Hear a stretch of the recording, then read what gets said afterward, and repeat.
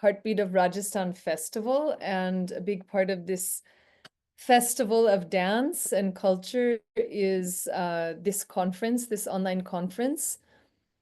So I'm excited to invite these very respected scholars and artists with us to engage in this conversation. We will have not so much of a presentation, but a discussion amongst Dr. Arshia Sethi and Professor Ayla Janshari and Prerana Srimali, who is a prominent Kathak artist and guru in her own right of Jaipur Gharana Kathak. So very related to the discussions that we've been having and the classes we've been having in Kathak and specifically Kathak in Rajasthan. So we'll let them engage in the conversation, and at the end, I'll open up for questions and for comments. So at the end, Dr. Arshia Sethi will open that up. We also have a few Kalbelia artists who might be joining us, and we'll engage in conversation with them. So there will be a recording of this conference, and I'll be sharing that with participants since many people couldn't make it live. I just wanted to give a quick introduction to this project and this festival before I hand over the mic. So this is Heartbeat of Rajasthan Festival, and just a personal note on this. I always say, it's something I started to say about 10 years ago, that my heart beats in Rajasthan, because this is the place where I feel alive, and it's really the culture, the music, and the sense of humor, the dance, the color that makes me feel this way. And I came here as I was 21 years old. I came as a young dancer in search of Rajasthani folk, and I also am an Odissi dancer. So I engage in both classical and folk, and Rajasthan has been a big part of my journey. And my big concern now, over 20 some years later, is I was welcomed so warmly and so openly by these incredible artistic communities. And my question is, how can I give back? And how can I see that these traditions continue in the face of a very irreverent time and a very divisive and kind of unusual time that we're living through right now. So anyway, this festival is a 5-day festival, and I can see many of the dancers who've logged in, many of the people are dancers who are here to study 5 days of workshops in Kathak classical dance, so one of the classical dances of Rajasthan, and also Gumar, Kalbelia, Chari dance. We had a singing class today with Asha Sapera. So they're learning Kalbelia songs in Marwari language and very traditional things. So we wanted to showcase the diversity within Rajasthani dance, because we often see the narrative as limited to one kind of poster image of the Kalbelia dancer, but in fact, we have diversity within Rajasthan in dance. We also are holding 3 concerts during this festival. So tomorrow night, we will be showcasing a very special concert. It's a concert of Kalbelia women's songs. And these songs are usually not put on a stage. I don't know if we can call it a stage. We'll be doing a candlelight concert in my school, which is in a very atmospheric temple space. So it's a result of the workshops that we've been doing with young Kalbelia dancers and singers to give them training in dance and music. And we wanted to offer them the opportunity to perform, to encourage them even more. So tomorrow we have Kalbelia women songs, marriage songs, Fagarn songs. They'll be singing. It will be a beautiful concert. So if you're in Pushkar, please join us. The following night, we have a Langa concert. Again, it will be a candlelight concert and a very intimate performance of their repertoire. And then finally, a stage show showcasing all of these dances. Of course, this online conference is a way of stirring up conversation, asking questions, becoming informed dancers. and discussing one of the things I'm interested in is what healthy cultural exchange looks like. How do we engage with traditions so that we see a longevity and we see a strong future? And lastly, I just want to quickly mention that this entire festival, the model of this festival that I tried to come up with, is a fundraising. Basically, it's a fundraising event. So the entire festival goes to support what we're calling the Kalbelia Arts Education Initiative. So our main performers in the town of Pushkar, where I live and have my dance school, the main performers are Kalbelia, but most of them are illiterate. Most of them have never had a dance class in their life, a singing class, and yet their entire family lives off of the income that they get from performing. So I hope to bring through this festival, we could bring Kathak workshops to these girls. We could bring singing workshops to the girls, giving them confidence that is gained through education and through interaction. And the second part of it is to archive the songs of the Kalbelia community specifically, because last year we went to the camp, the Kalbelia camp, and when we were doing the song workshop, we realized that the only songs the girls knew, the younger generation knew, were the ones that were on YouTube. So we will be in the workshops, in the performance, and then extending beyond the festival, we'll be recording Kalbelia songs and making an open online archive so that they can access their own song repertoire. So I thank everyone who's made a donation. I think and everyone who's been a part of this festival. It is a project of the heart, and I think we'll all come out of it with a lot of joy. So thank you so much. I'm going to hand over the mic to Dr. Arshia Sethi, who I admire greatly as a scholar, as a dancer, and as someone who always inspires me in this path. Thank you so much for joining us, Arshia. Thank you very much, Colina, and congratulations for this wonderful effort. I really marvel at how you work absolutely at the grassroots level. It's not easy. There are enough problems. The difficult terrain being one of them, but much more than that. And when I say terrain, I don't mean just the geographical terrain, but even the negotiations are not that easy, I can imagine. So you talked about giving back, and I'd like to just, as I welcome our audience and my two co-panelists, who I am just dying to talk to, uh, I must mention that, in India, you must have seen in Pushkar also that we are offering water to the water. You throw it up and it goes back into the water. And that act is an act of worship. It's a ritual that's called arghya. And what you're doing is arghya in the arts. You're taking the arts, offering with it, from it, of it. So I think it's important to understand that there are deep linkages with an old civilization and rich value, you know, giving back in this manner, using the same form which has enriched you so much. So, with these words, I welcome all the guests who have joined us. Thank you very much for making time. As Colina said, these are difficult times, but then, as you know, in difficult times, we sing and dance, often of the difficult times themselves. That's not original, you know that. So, welcome, Ayla, and welcome, Prerna. Um, Ayla is a professor at IIT Jodhpur, and she is coming from a traditional artist background from Europe and Belgium, I think, and has made her work and her her crucible of work both in Rajasthan. Prerna Shrimali, as you know, is a nationally recognized and nationally awarded dancer of Kathak belonging to the Jaipur Gharana.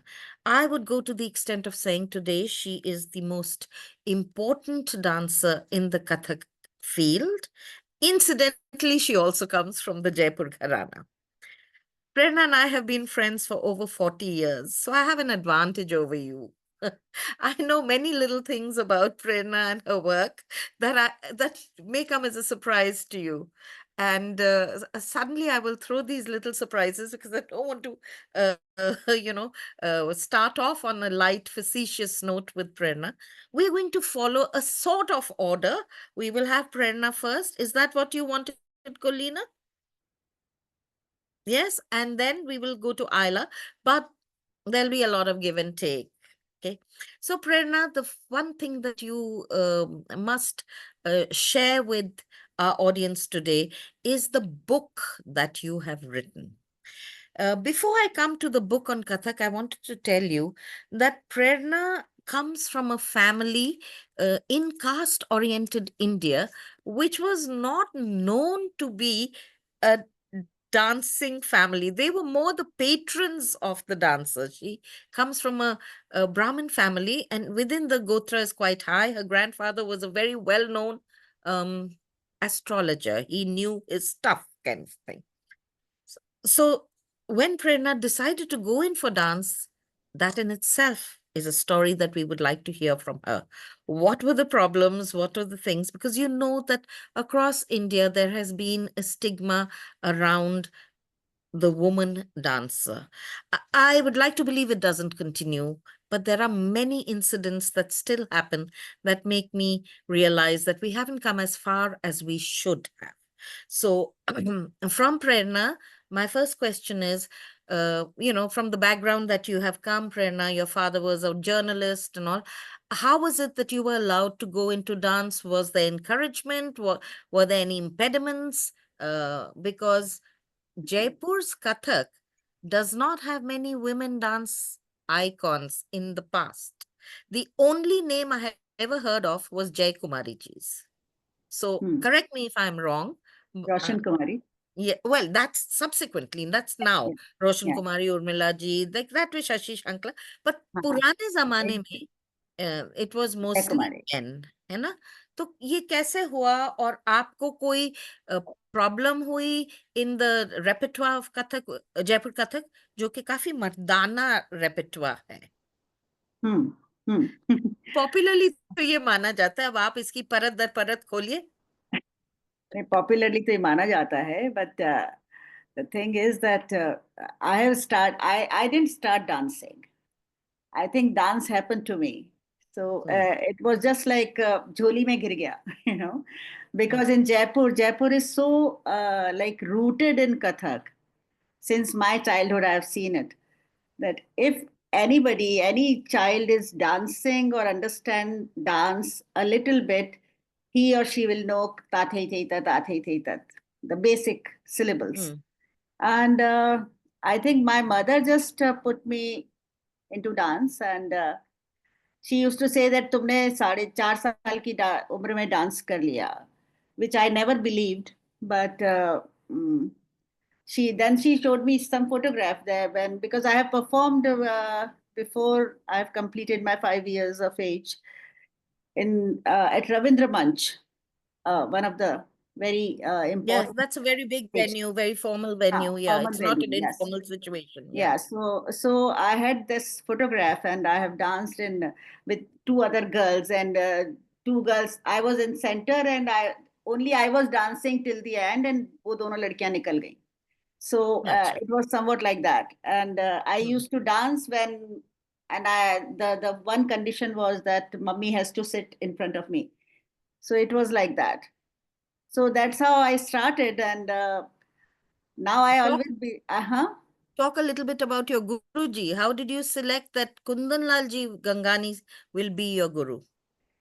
No, I didn't select it. And because Guruji came to my home, like Arsha said, that my grandfather was an astrologer and he was known astrologer. So Guruji came to my home, and he wanted some predictions with the chart and all.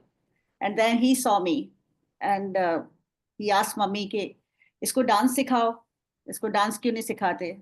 So then mummy said that yeah, she is dancing in the school. So then he said that no, I'm going to teach her.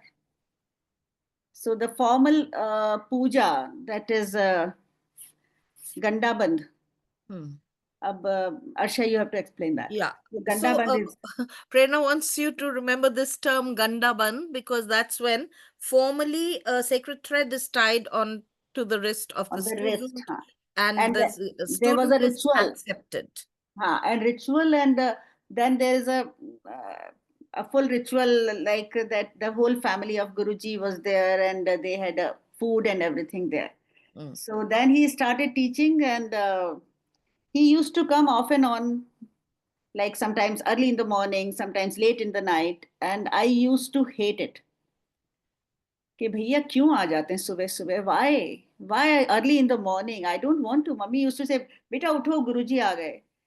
I used to say that why Guruji used to come so early in the morning, because it was not fixed that like twice a day or thrice a week, or how, like the तो order जब of the mood class. बनता था वो आ जाते थे, बस जब आ जाते थे, और कोई सिस्टम नहीं था ऐसा. no system, no classes, no पैसा भी नहीं था. Like I don't remember that there was a kind of a Fees. fees to the Guruji, and or hoga bhi to I don't know, because it was all in between my father and Guruji. And Guruji. So tell me something, what was the order of teaching? थोड़ा briefly मोटा मोटा में बताइए कि सिखाया कैसे? Guruji used to, the first thing is that he wanted me, I was standing in front of in front of him, and he just holded my ankles. And ta, the, tat, that how to put the foot correctly.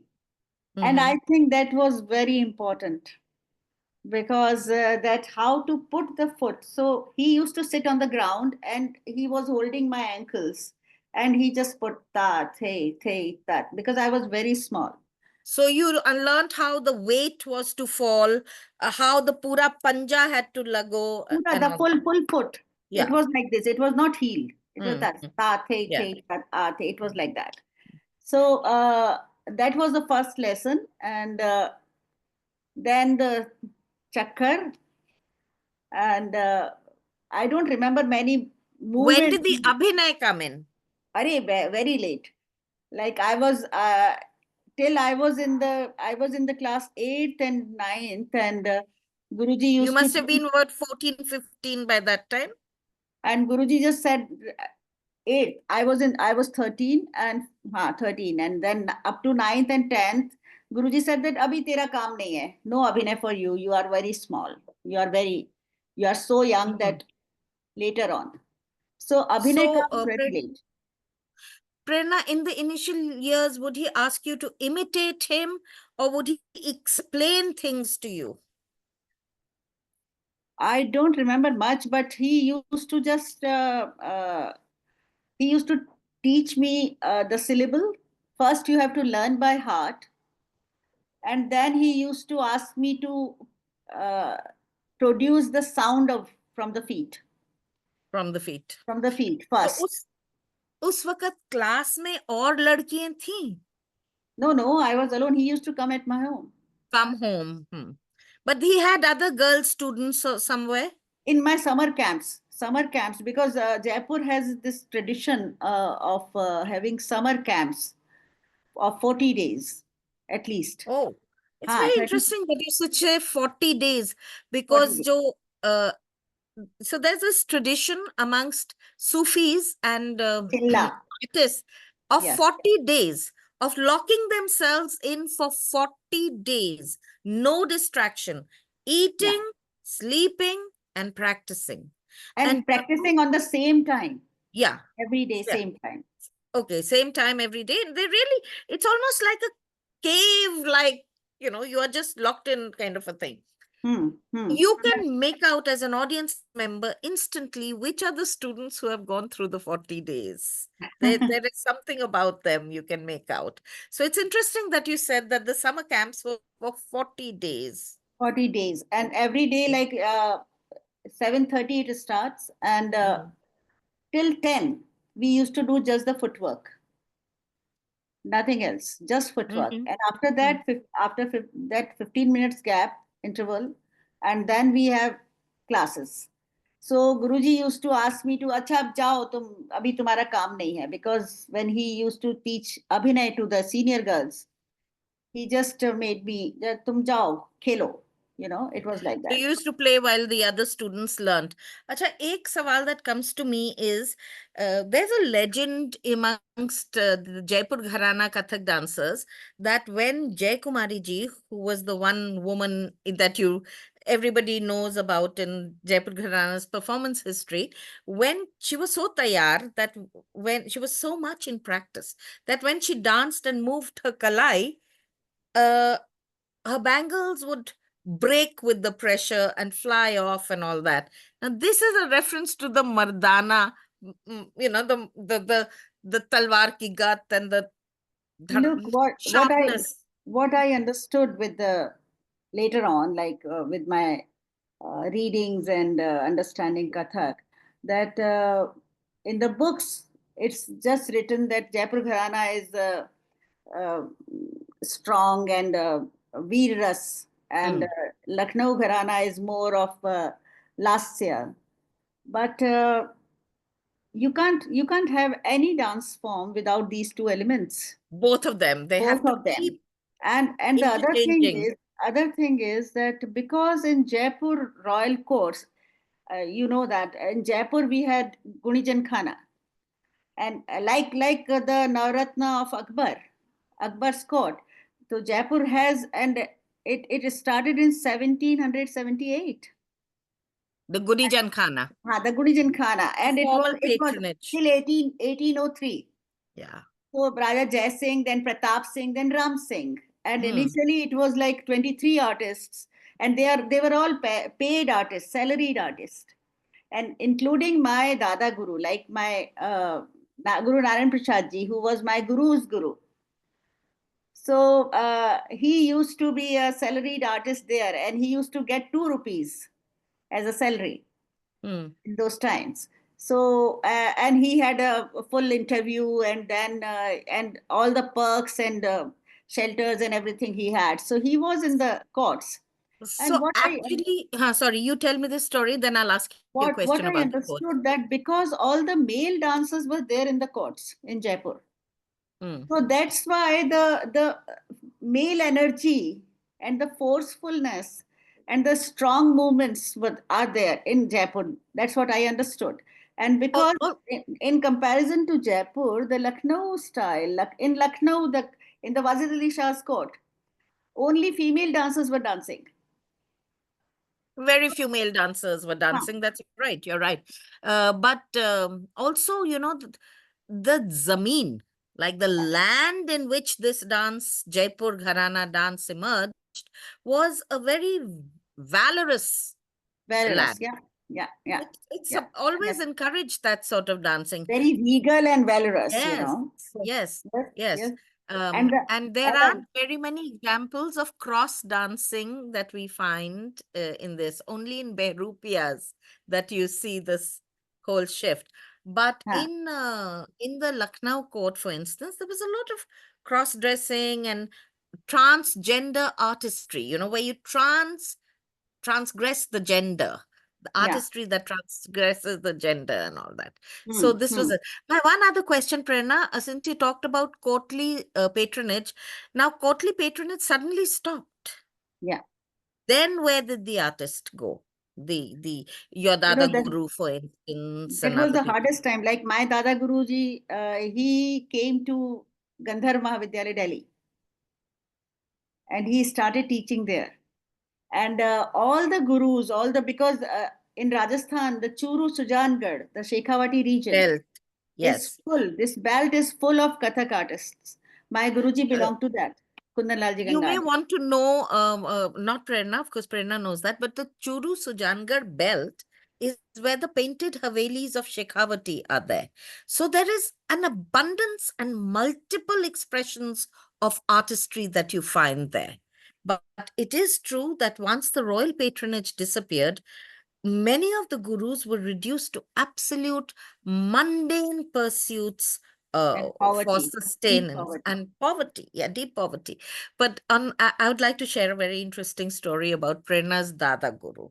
He was a man who had a very distinct presence, and he had his way of standing, which was a very sword-like way of standing, and he would hold his hand in an unusual position, somewhat uncomfortable position also.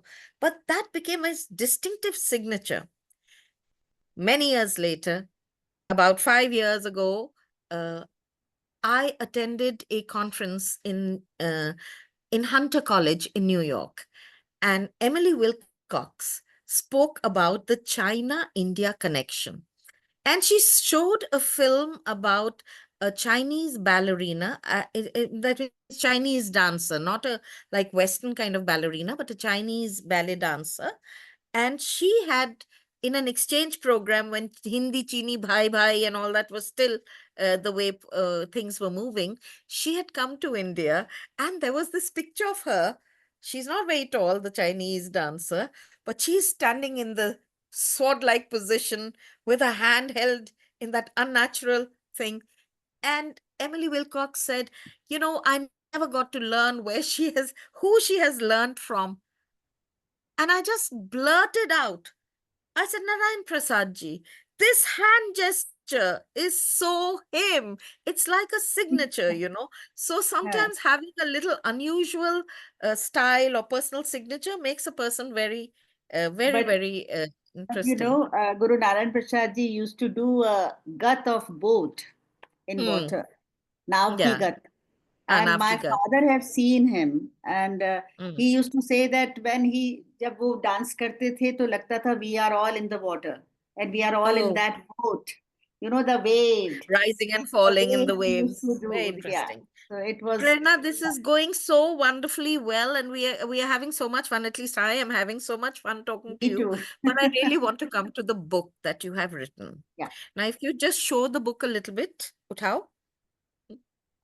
Okay, so this is the book that you can see. It's called Tatkar, Kathak Ki Antar Yatra, and it's written in Hindi by Prerna.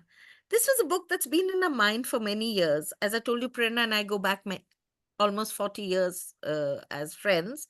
And she had been talking about writing about the abstraction of her dance. And I'd never heard about the abstraction of the dance, because all dance writing is very linear, very obvious, not metaphorical enough, and, descriptive, particularly the writing that has already happened. Now, some writing is becoming a little more challenging and intersectional and multidimensional. So we do have some more interesting and lively writings. Otherwise, it used to be this, kind of way. When I read Prerna's book, which is in Hindi and written in almost poetic, for lack of any other word, I'm going to say hard to comprehend Hindi, but when you read it, you understand what she's trying to say. I felt, sorry, every style should have this. It is an immersion into the heart. Colina used that lovely word, the heartbeat, spandan. It actually captures the spandan of the dance. Where is the breath? Where is the pressure? Where does the spine go at that point of time? Some is her own realization, and some are things that her guru said to her.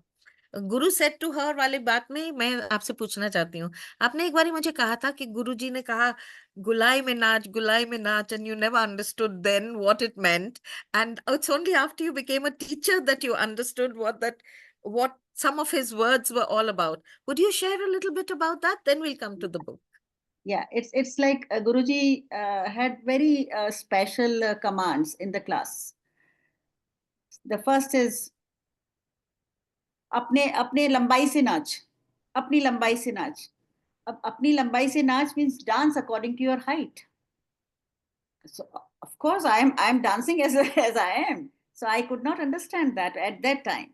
Then हाथ खोल के नाच, हाथ खोल के नाच. हाथ खोल के नाच. Okay, हाथ खोल के नाच. Then the third command is when you are doing the footwork, because footwork this book is Tatkar, and because I believe that the footwork of Kathak is the heartbeat of Kathak. So today the heartbeat is the word, Colina. so this when you are doing the Tatkar, the footwork, Guruji used to ask us to just fold your hands and the upper body should not move. And he used to say that कोई बात बात करनी है तो अभी कर लो, you know. So I never could understand that why he always say that when you are doing the footwork you can talk or you can converse with others. So later on I understood that because when you are learning dance you are working on your senses also, and while you are doing the footwork, the nagma, the nagma of Kathak is going in your, you are hearing that nagma, you are keeping the lay, and you are talking. So there are 3 dimensions. So what happened that after that, now it is still going on, that whenever I do my riyaz and I do my footwork and I do my maximum calls when I'm doing the footwork. So it is like this, because he had, and like हाथ खोल के नाच, हाथ खोल के नाच, अपनी लंबाई से नाच. So अपनी, just dance according to your body. Don't make your gestures shorter or Small. smaller. Yeah. Or So copy another. yeah. Yeah, that the fact that in this dance tradition, everybody has to find their own center. You know, Yeah. it's Yeah. not, you can't copy somebody else, you can't mimic to that extent. Acha Prerna, in the book, you have referred to कि जयपुर की ऐसी खास चीजें क्या हैं जो, I mean Rajasthan की ऐसी खास चीजें क्या है जो तुम्हारी तालीम में आई? What are these special features that are part of your training? The first thing is the movement of wrist. You know, because in Rajasthani folk dance, the wrist movement is very important. Whenever you move your hand, it is like this or this or this. The wrist movement is there.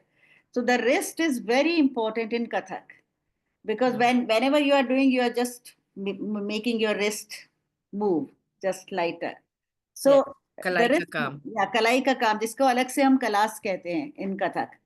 So the wrist movement, and you know, because every dance form I now I understand that you have this regional influences. Maybe it is the costume, maybe it is the movement, maybe it is the literature.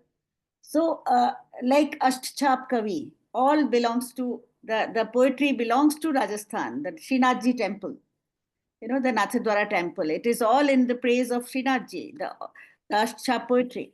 There are many movements now which is not only related to Jaipur Gharana.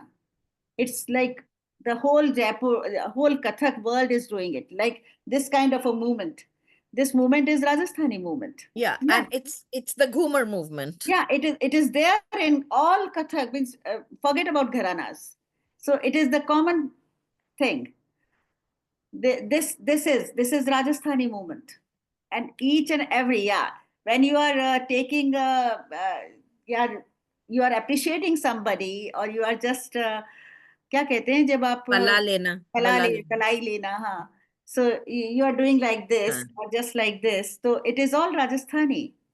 So then what I understood is it's interesting that because Rajasthan and sand dunes and camel and these are all going very slowly, you know. So the Vilambit, the slow tempo, slow pace, yeah, slow tempo, slow pace of presenting, and in a very like on a white canvas that you are presenting the Vilambit lay.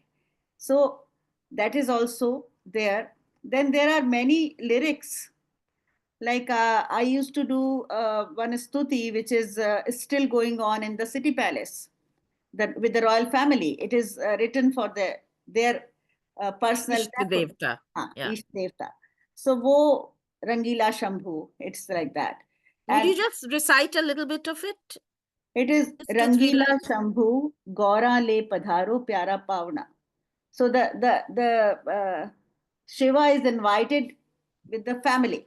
It's very interesting because it is uh, Ganpati भी साथ में है and the So it's very interesting that Rajasthan becomes a state that symbolizes tourism in India, because yeah that Padharo has Padharo been Mare going Desh. on for a long time. To the gods And also, you're now saying that. with Jaipur Gharana, Ganesh Paran is inevitable. Yes. It's part and partial. So this is a very important feature because the influence of temples is there on Jaipur Gharana Kathak. आज भी गोविंद जी के temple में अभी भी चल रहा है फाग उत्सव. The dancers are dancing, hazari burrowing. And I'll tell you one thing very interesting. This is something to do with my passion, but everywhere in the temples, they make a very big noise nowadays that, people from a certain community are not to come in, or, women who are menstruating are not to come in and all. There was no such thing. So many dancers have danced with accompanists who are Muslims or of any Me. other faith. Yeah. I danced So in Govind Dev Ji temple with Shakil Sahab on tabla, then Imran with singing, and Fateh Ali or Murad Ali on sarangi. And So we this is we something that yeah Jaipur, Rajasthan should be very proud of. Its yeah syncretic spirit, yes Okay, yes. one last question before I invite Ayla to make her presentation is the costumes. You have been known to carry variety of Rajasthan's fabric traditions onto the stage. Would you Hmm. like to talk a little bit about that? Um, because I like Bandhej, and Bandhej belongs to Rajasthan. And initially, I used to wear lehenga most of the time, but Hmm. later on, I understood that in the Kishangarh paintings, the Bani Thani and all, so you can Hmm. see the lehenga, and as well as you can see the peshwas and Angarkhas, yeah, angarkhas. Peshwas, right. So then I have started wearing because people used to say that आपके पैर नहीं दिखते हैं, घुंघरू नहीं दिखते हैं in Hmm. lehenga because Hmm. lehenga is up to the ankle. Hmm. So now I am wearing this uh, angarkha and angarkha and very light dupattas because Yes. very very light. You have kota material, you have Yes. beautiful Sanganeri prints. I've seen you wearing prints.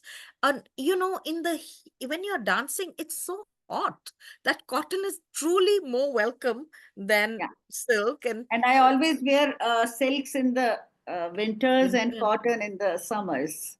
But I remember Prerna introducing that aspect very strongly about costuming and all that. So, Prerna, thank you very much. There will be some questions that are going to come to you. Please do not leave. Just stay and you will No, enjoy I'm hearing. here. I'm here. Yeah, you will enjoy hearing Ayla speak about her work, Yeah, which of is course. quite exceptional. Her work is very, very meaningful. And she's been working for long on Rajasthani music traditions, specifically with the Langa community and also I think with the Kalbelia community. So we are very keen to hear your words. Uh, it's a privilege having you here. I know how demanding the life of a professor is. So much evaluation. Good Lord. So Ayla, welcome. Please share your thoughts. Thank you. Thank you, Dr. Sethi, and thank you also, Prerna ji, for the very lovely talk. I already have a question. I'll already pose the question. You can answer later, but I think it would be a good introduction to maybe also what I want to talk about. So my question is, because you were just mentioning that you also have family in Jodhpur, and I was just wondering if you have any insights on maybe either core traditions or Kathak traditions which are outside of the Jaipur Gharana or stretching towards Western Rajasthan. And I'm just mentioning this also because, and I think Dr. City also mentioned it already. We all know Rajasthan because of its padharos and because of folk, what we call Yes. folk nowadays. Mm. Personally, I'm a big fan of getting rid of the clear distinction between classical and folk because I think it is not, like it is not as rigid as it is. And I think all of our classical art forms are actually having roots in folk and it creates unnecessary boundaries. But that having said that, actually, in the case of Western Rajasthan, where I worked the most, all of the artists are always very clearly described as folk artists, right? So that's why I was raising the question also, just to see like how come that we know Jaipur Gharana and Kathak from Shekhawati more or less so well as a classical form, and then we go to Western Rajasthan and it seems to the outside world that there is no such thing as classical or Kathak, and we really go into that idea of folk. And there also like within the state almost like a very distinctive boundary. And the other way around is also true, is that we have other artist communities in that Shekhawati region which are not always necessarily highlighted. So that is a very interesting question. I think that maybe we can take into the discussion later. Yes, So, we'll take it to the discussion later, yeah, sure. yeah. Do you want me to do a presentation, Dr. Sethi, or will you ask me Yes, some yes. questions? Okay, I was not I would entirely love you to sure. do the presentation so that we can get maximum time for questions after Right. that. And You've could you given just, Prerna a lead time, but you may not get it. So I want you to so do your presentation. how much time do I get for my presentation? Just How for, about 25 minutes? oh, plenty. I'm happy. Okay. So I'll try to share my screen, and I will also try to click on share audio so that we can all also hear the clips that I've added. Can you see the PowerPoint presentation? Yes, we can. And now I have to put it on full screen, I imagine. Is it full screen now? Not quite. Not quite. That's probably Not quite, because you know that thing that looks like a television screen with the is coming. Yeah, it was because we didn't line like. across it. Maybe you need to yeah. Yeah, that's How about now?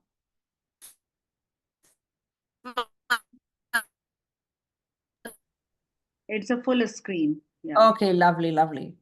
So today's presentation better is a bit actually. of a I mix can't of. see the Oh, I think Dr. Sethi has some internet issues, if I'm not mistaken. Or is it me? doesn't matter. I can hear you clearly.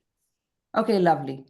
So today's presentation, I wanted to focus actually on a bit of multiple angles of my research, just also because I was speaking last year as well. So I'm not going to do the general introduction, what I mostly do when I do presentations explaining what my PhD was about. I think many of you might already know me. For those who don't know me yet, so I'm obviously not from India, as you can see on my face, but I'm from Belgium and I've been working in Rajasthan for a while, almost 19 years now, where I mainly studied and also practiced Kalbelia dance. So my main area of expertise for my PhD has been the Kalbelia dance community and how they developed their own dance style, because my main argument of my PhD was that Kalbelia dance is not an ancient transmitted dance form, but is a contemporary art form which was consciously created by a community in need in the 1980s, right? So that is my main statement of my PhD, and all of my other research was also related to that. And I want to combine that chunk of my research with larger communication of artists within Rajasthan, because what happens a lot nowadays is that multiple communities actually collaborate in being active on stage and how that interaction is going. And maybe I would like to highlight today that what are the possible loopholes or dangers that might happen by contemporary practice and by multiple forces. So I will also bring in other communities like what Dr. Sethi was mentioning, Langa community and other communities who very often interact with the Kalbelia dance community. And I've wanted to present it like that because I'll try to focus on dance practice, because in the end, the festival is mainly about the dance. But I'll also bring in some of the music and the instruments that people work with in Rajasthan.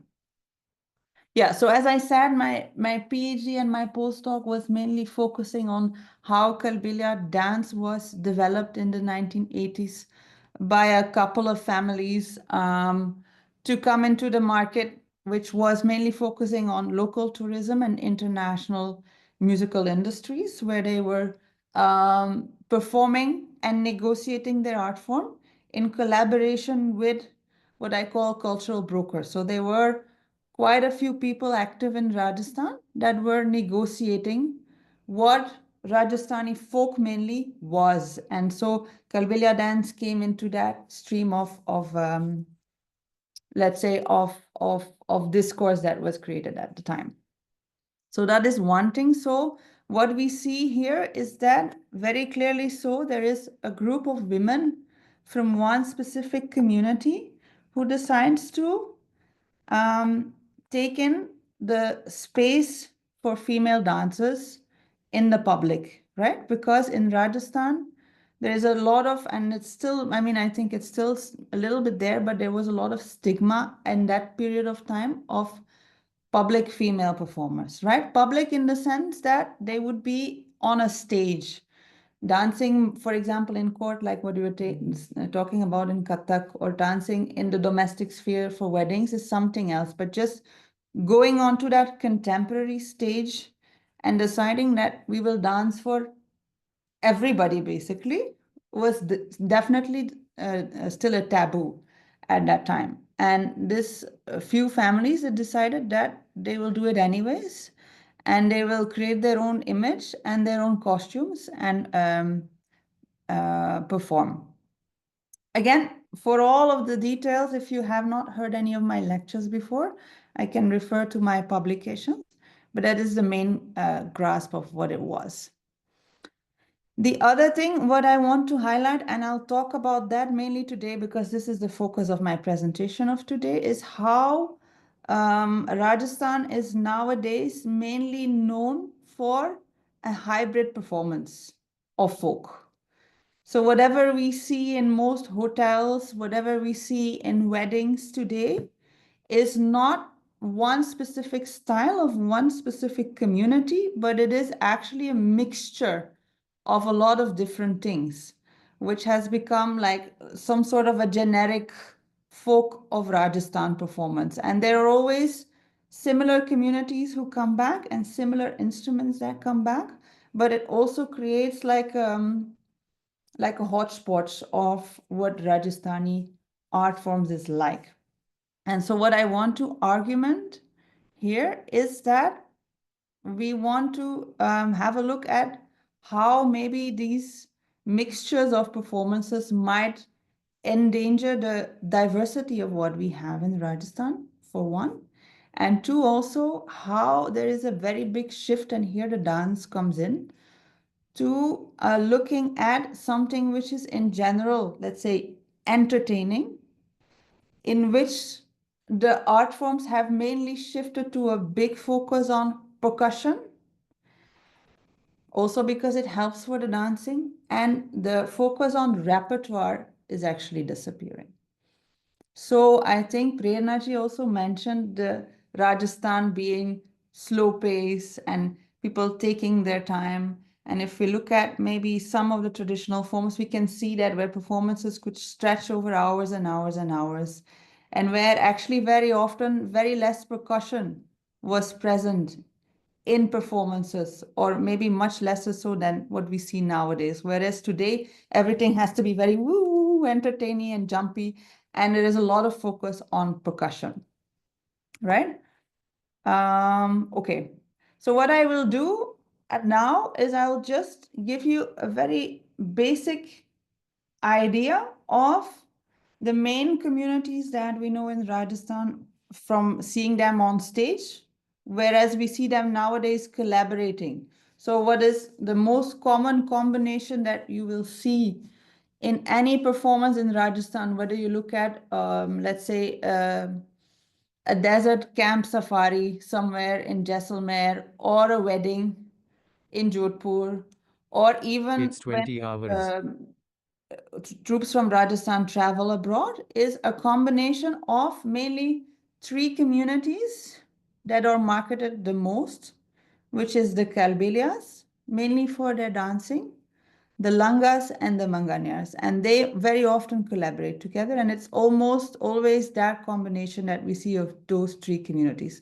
Sometimes here and there might be somebody from another community, but most of the time this is the sweet spot of combination, and this is because they bring in all kinds of different instruments, but always in the same formula. So what we see nowadays is mostly one or more dancers, then some singers, male or female, but mostly male, and then mostly percussion. So we would see a dholak, a kartal, and then maybe some string instrument if we're lucky for the aesthetic look of Rajasthan. So we would see either a sarangi or a kamancha, right? So this is more or less the formula that is used by everybody. Now, what I want to showcase is that actually all of these traditions are coming from different communities with different repertoires, with different contexts.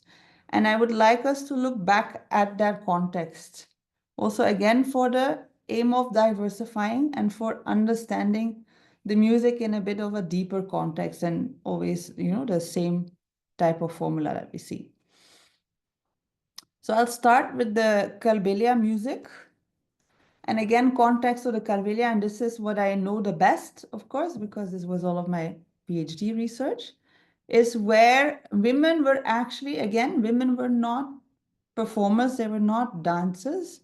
They were mainly traveling around. They had a nomadic lifestyle, and they would have a repertoire which was mainly only for singing, and there were songs that were women songs for women because they were traveling around from village to village in search for livelihood. So they would go basically door to door to receive some goods, not always necessarily money, but some kind of reward for their service, which was in some cases singing.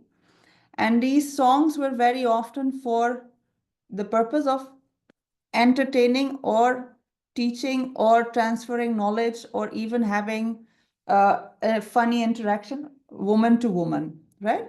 So this is what it was, and it was mainly women, only women singing a cappella. So there were no instruments at all. And just to give you a glimpse of what it would sound like or what it sounds like. So today, if it happens, I'll show you a video. This is from a documentary which was made by Elizabeth Wicked. It's also on YouTube entirely about women's songs of the Kalbelia community. I just took this excerpt because it has subtitles and it might be nice for you to also understand the lyrics.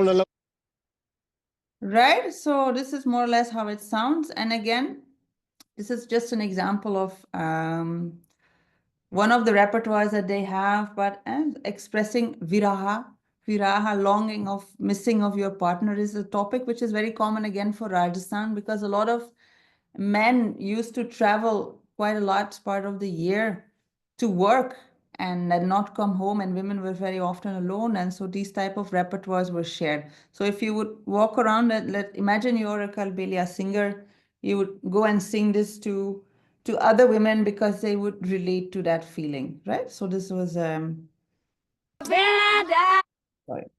So the other thing which is there is they have one big frame drum. And again, this is not actually only there for the Kalbelia community. Other communities have it as well. But Kalbelia community is and still is actually very famous for their Fagun song. So they have a large repertoire that they sing in springtime just before Holi. And again, this would be a semi-public performance where they would travel in the streets of the area where they were traveling to. to sing these songs and also again to get some livelihood out of it. So that would sound like.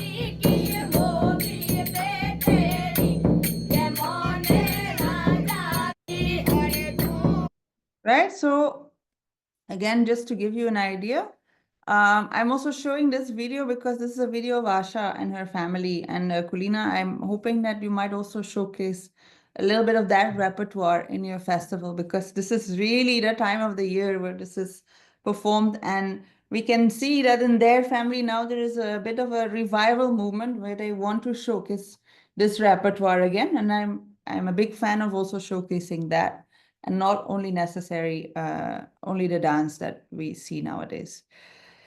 And then this, the pungi is an instrument which was actually very different from anything related to women at all. There was a big segregation, or there used to be a big segregation where women would walk around separately and men would walk around separately for their services that they were offering in the villages. And men would sometimes have a pungi, sometimes have a snake or not.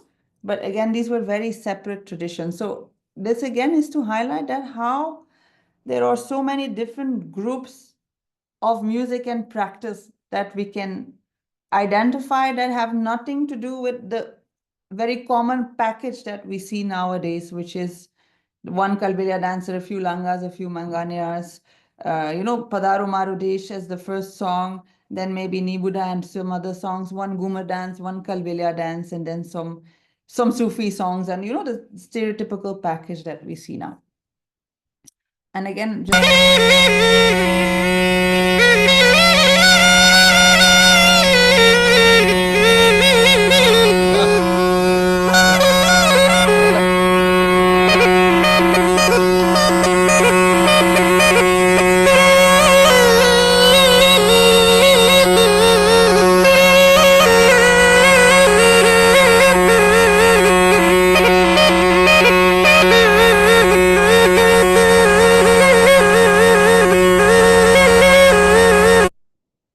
okay. So again, what happened in the 1980s when Kalbelia started to create their stage dance form is that they combined whatever they had in their own community and brought that together in the beginning. So you would have a pungi and you would have the female repertoire, and then very basic percussion, which is this chung, and then maybe sometimes manjira, and they combine all of that together. Now, what happened with their repertoire is that for the songs, most Kalbelia songs are quite short, because again, you have to imagine that they were walking around, singing door to door, and then moving on. So it's not that they have very long repertoires with very extensive songs. Most of their songs would be rather short. One. Second thing is that the pungi is quite repetitive in its melody. It's not very elaborate playing, especially not the way they were playing it. Two. And then three, percussion is actually also something that they would do in a very simple way. There were not a lot of different variations of percussion. Now, if you bring all of this together, it was for them also research actually to make this combination and make it more interesting. To have a longer performance, to combine it with dance, to have the female singing together with the pungi, and then bring in the percussion as well. So that was quite a challenge, and they actually got a lot of help to make something happen that is ready for the stage. Now, one of the things that happened, and again, I want to make a reference to a very, very famous person in Rajasthan. His name is Komal Kutari. He is a very, very key figure for everything that happened related to folk arts of Western Rajasthan. because he came in from the 1960s onwards, and he very actively supported multiple artist communities to make that combination. Like what I was saying with the Kalbelia dances, where they had to learn how to bring songs and pungi together and a percussion together. He collaborated with a lot of other communities as well. And he was actually very actively creating new market spaces for them, and therefore also influencing their repertoire, right? So one of the other communities that he worked with was the Langa community. Again, you have to remember Komal Kothari was from Jodhpur.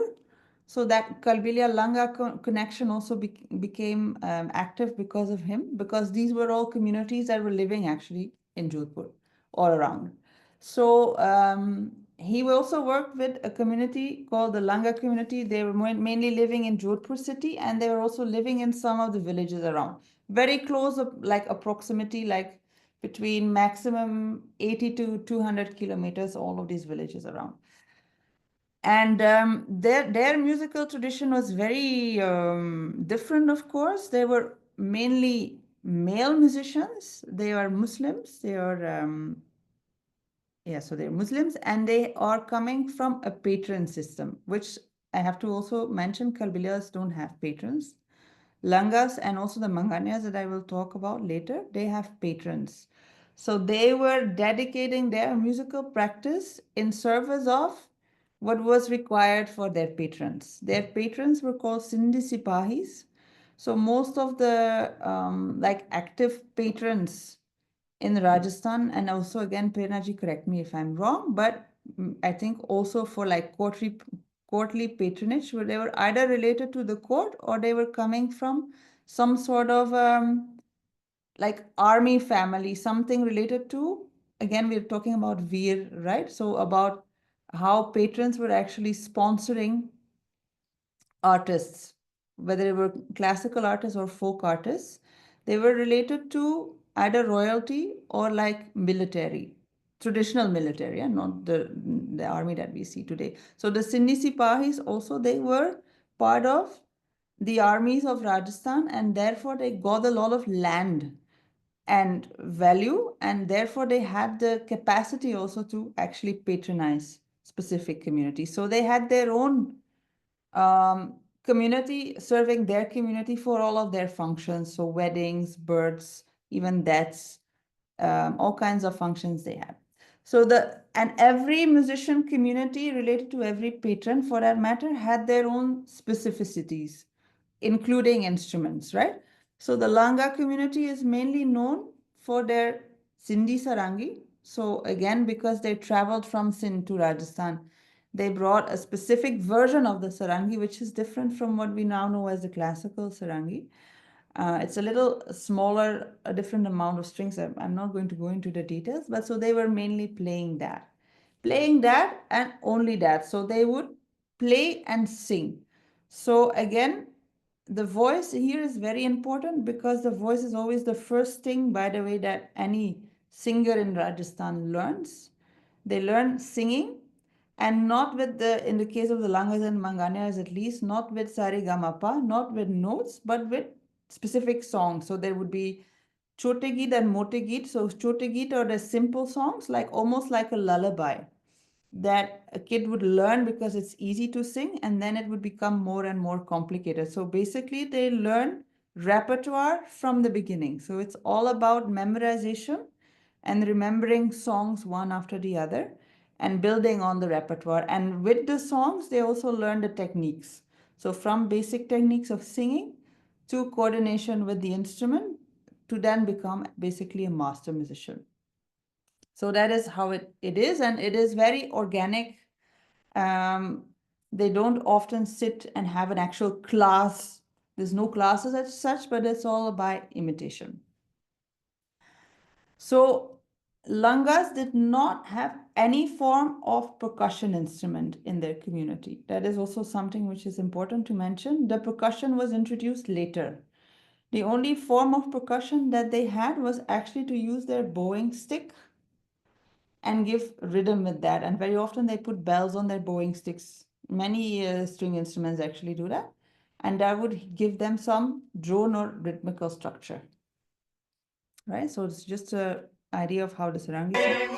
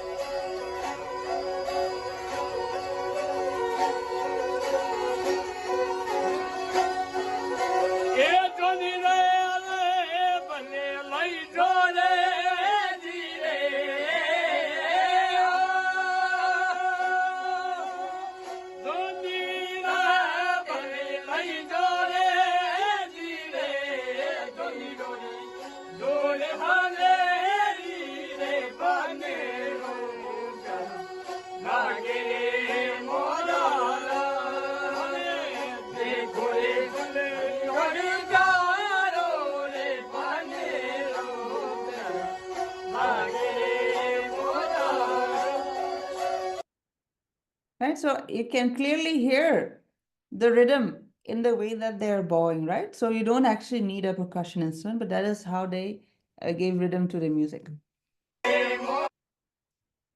Then this is also again just to mention that they also they have two big communities. One is the Sarangi Langas, and then the other community is the Surnaya Langas. They have another instrument which looks like this. Unfortunately, this is almost never performed in the public. It's very rare to see. And I'll tell you one of the reasons, according to me, this is my own personal theory, is because this instrument was never combined with songs. That is very different. They were never used with songs, but they were used with aerophone instruments. So pungi, murli, alguza, all of these wind instruments were used in combination with this Surinda string instrument, where they would decorate functions of, again, the patron for weddings and all, which are auspicious songs. Like you all know the Chennai, no, for weddings. They also have their own version of Chennai. So in that context, it was used. But again, we almost never see any of these instruments in the public sphere anymore. So this is more or less how it would have looked like.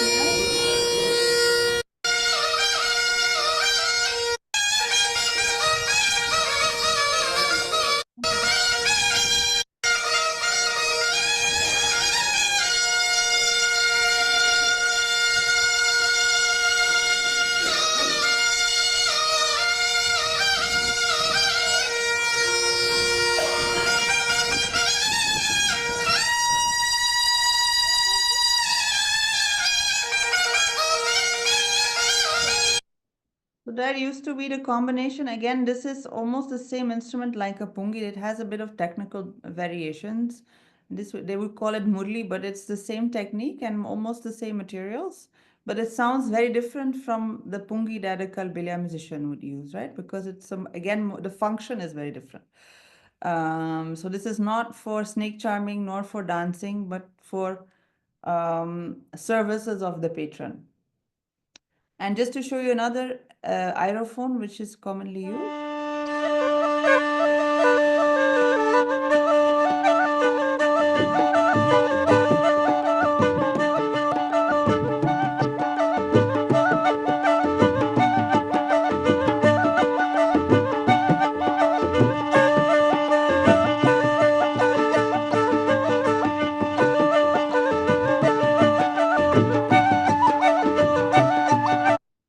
Right, you might also see this in the Langa performance. So the Alguza is still a little bit more represented on stage, more than the Surinda or even all of the other aerophones that Langas play.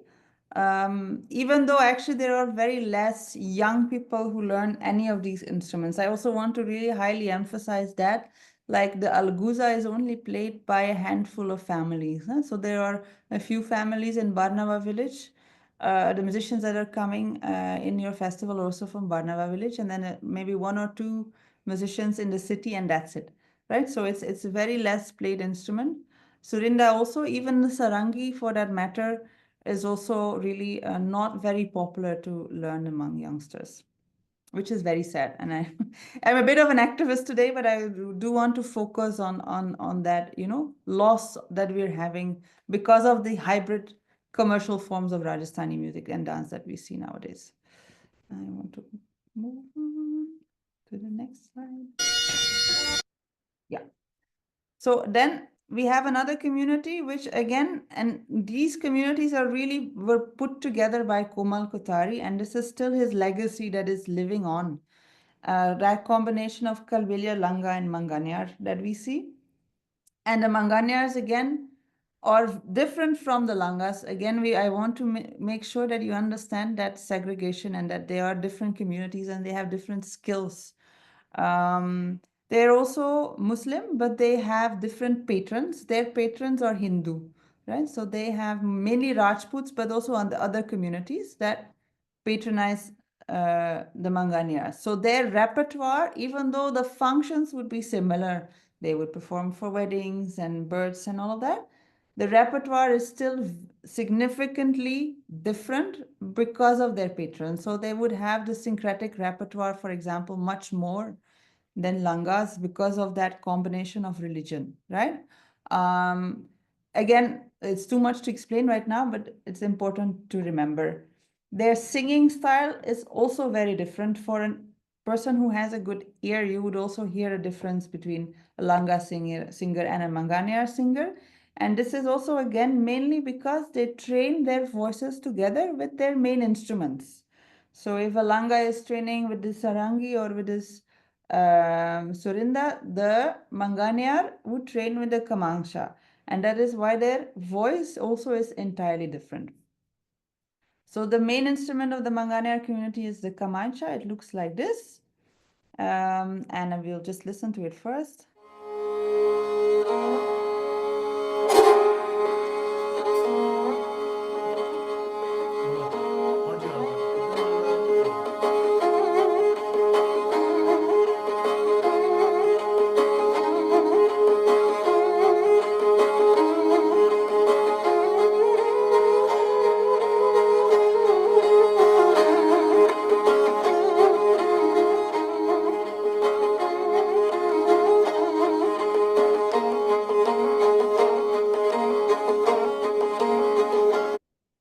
Again, the same thing, you see the bowing as a form of rhythm, right?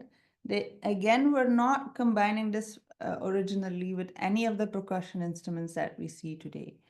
The one difference between Langa and Manganyar is that the Manganyar used to have a separate group within their community who was specialized in playing the dhol. And the dhol is a very large drum that we see in Rajasthan. They had separate dholis who would specialize in drumming. So now when they were starting to integrate percussion instruments, and I'll come to that soon, we can see that because of that expertise of playing dhol, Manganyar musicians are often very good with rhythm because they had some percussion instruments already in their community.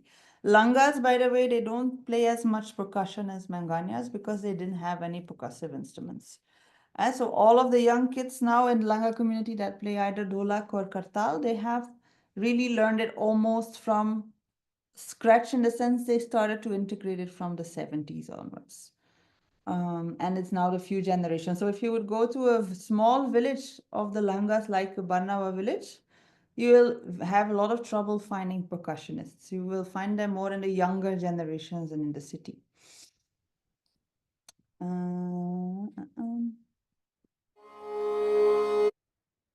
Yeah. So what I want to talk about as a conclusive part of my lecture is how a lot of new instruments were introduced into these communities and how it also influenced into creating this new hybrid form of what we call folk of Rajasthan, and how also dance and the addition of dance, which is very often part and parcel of all of these performances, is also very crucial in that interaction of focusing more on rhythm than on the songs.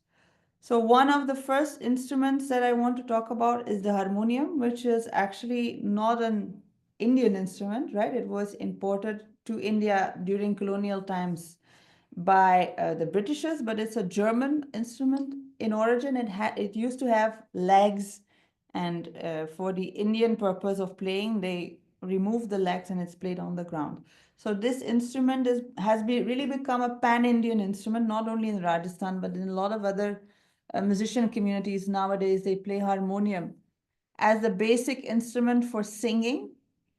Now, I want to argue that because of the introduction of harmonium into many communities, also in Rajasthan, the difference in musical styles is being flattened because everybody practices and plays with harmonium. So nowadays, if you look at younger generations who want to learn singing, they all learn the same way of playing harmonium. They also learn the same scales of sarigamapa, and then only after actually learning that technique of playing, the song is coming, which is a huge shift for two reasons. One, because they're losing their specific flavor of singing because they're not practicing with the string instruments anymore or with any of their traditional instruments anymore, but they're all practicing actually with some sort of a piano, which sounds very similar for everybody. And then the second thing is also that because of the focus on playing notes, they're not focusing so much on repertoire anymore, but they're focusing on technique. So what happens is that you see a lot of young generation musicians who are actually very skilled musicians. It's not that the new generation of musicians can't sing well, they sing very well, but they're also training their voices as an instrument, not as a means of sharing repertoire. And that is, I think, a big loss for the music of Rajasthan because the diversity is being cut. Yeah. And then the second big thing is the introduction of percussion. So there are a lot of percussive instruments that were introduced into multiple communities in Rajasthan. With the dolak to start, and this is an important instrument, again, mainly for dancers also, because this gives the main clues for changing movements. And was not at all there in all of the communities that are now collaborating as this hybrid form of Rajasthani music. So it's not in the Kalvilya community, it's not in the Manganyar community, and it's not in the Langa community, but still it introduced itself as a loud form of giving very clear rhythm for the purpose of both, like entertaining the audiences and, sweeping up the tempo, but also definitely there for the purposes of dance, right? And then, and I forgot to add the last picture, I'm sorry, but I'll show it from a separate, wait, I still have it open. Yeah. And the second instrument that I wanted to, can you see the internet's picture? Nobody's replying, but yes. No, So we the don't see it. We just see You your. don't see it? Okay, wait, then I have to stop my presentation, I think. Anyways, maybe I have another picture somewhere. Do I have it in the general picture? Yeah, here, the kartal. And the kartal is this instrument. So it's 4 wooden pieces of wood that they clap together like this, and it's very entertaining. It's very cross-cultural somehow because a lot of people recognize it from other cultures where it was used, and therefore it gives a lot of entertaining element to both, again, for the pleasing of the audiences, but also to give extra variety and richness to practices like dance. So I think I talked more than enough. I don't know if I talked for 25 minutes or more. I didn't have a timer.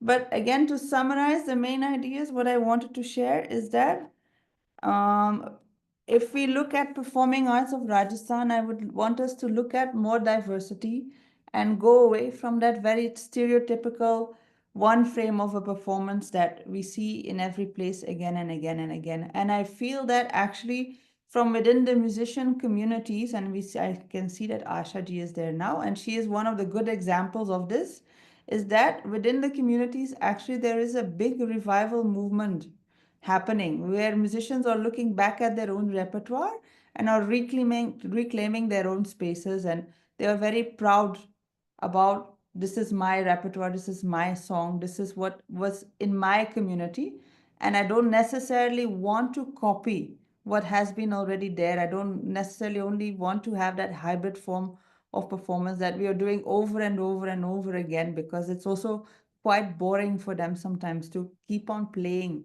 the same thing again and again and again to please the audience.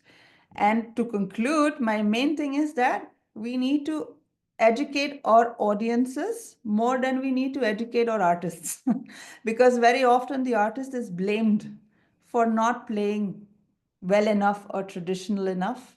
But it's actually the audience who also has to be open to learn something new and to learn something different and open their own horizons. Because very often what happens, and especially with communities that are coming from a patronage system, they play what the audience asks them to play, and they're very much used to that. So now again, and thank you, Colina, for having festivals like that where we give the floor to the artists and where they can talk and decide about what is necessary to showcase and what is necessarily to present, and how they want to be represented is very important here, not what the audiences want necessarily. So thank you for your attention. Thank you very much, Ayla. It's fascinating to hear you speak and raise the many differences, slight differences, which unfortunately are often getting lost in this culture of monoculturing and hybridizing and sameness introducing. I do believe that to some extent, the villain has been the festivals of India, which was seen, the first one was in 1982 in the UK. And if my memory serves me right, I think Prerna danced there as a very young dancer. But it was that time that the spectacle was the bigger driver than authentication or ethical representation. So we had all sorts of elements come in, including Kalbelia dancers dancing all of a sudden in the grand finale with a lot of twirls and swirls. And I remember at that time there were some acrobatic elements introduced, back bends and picking up of notes, like a 100 rupee note or and things like that. I found it common in the Bhavai tradition also, where they wore the pots on the head. And all this spectacle, there used to be wonderful folk festivals.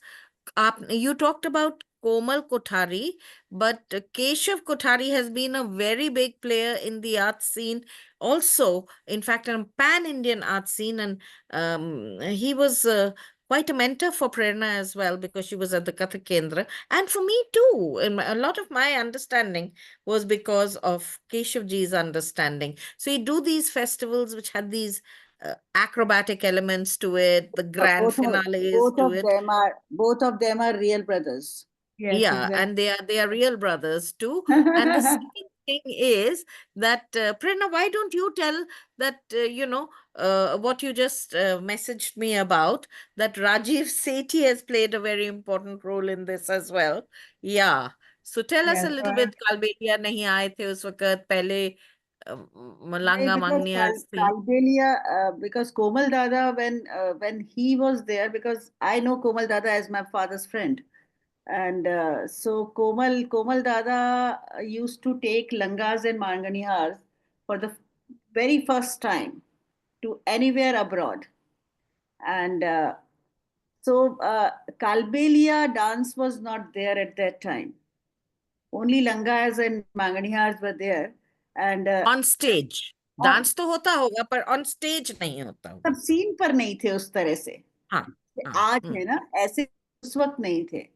तो उस वक्त केवल लंगा और मांगड़िया राजस्थान से यही दो फोक traditions इधर से उधर कोमल दादा लेकर जाते थे. एंड कोमल दादा was very very like concerned about, like you said just now, about the instruments, the sarangis, because the people who used to make the sarangis are not there even at that time. So he was quite worried about that. And we used to talk about it. And Komal Dada told me that प्रेरणा यहाँ पे कोई सारंगी बनाने वाला नहीं है और ये बच्चे अब सीखते नहीं हैं. तो अब ये लोग सब, like you said, that harmonium playing, because in Rajasthan folk traditions, the sarangis, you have so many types of sarangis, which is rare. Ravan Hatha. मतलब सारंगी का Riddhas. बनावट ही अलग अलग है. Means the structured the completely different structure of sarangi.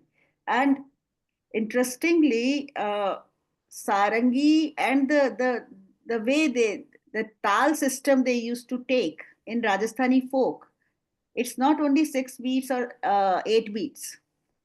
It's very complex sometimes very complex. That's why, it's that's why I said that Rajasthan has folk traditions, rich folk traditions, as much as the classical traditions, like Jaipur Gharana Kathak and Jaipur Gharana classical singing and Jaipur Gharana Pakhawaj and then Drupad.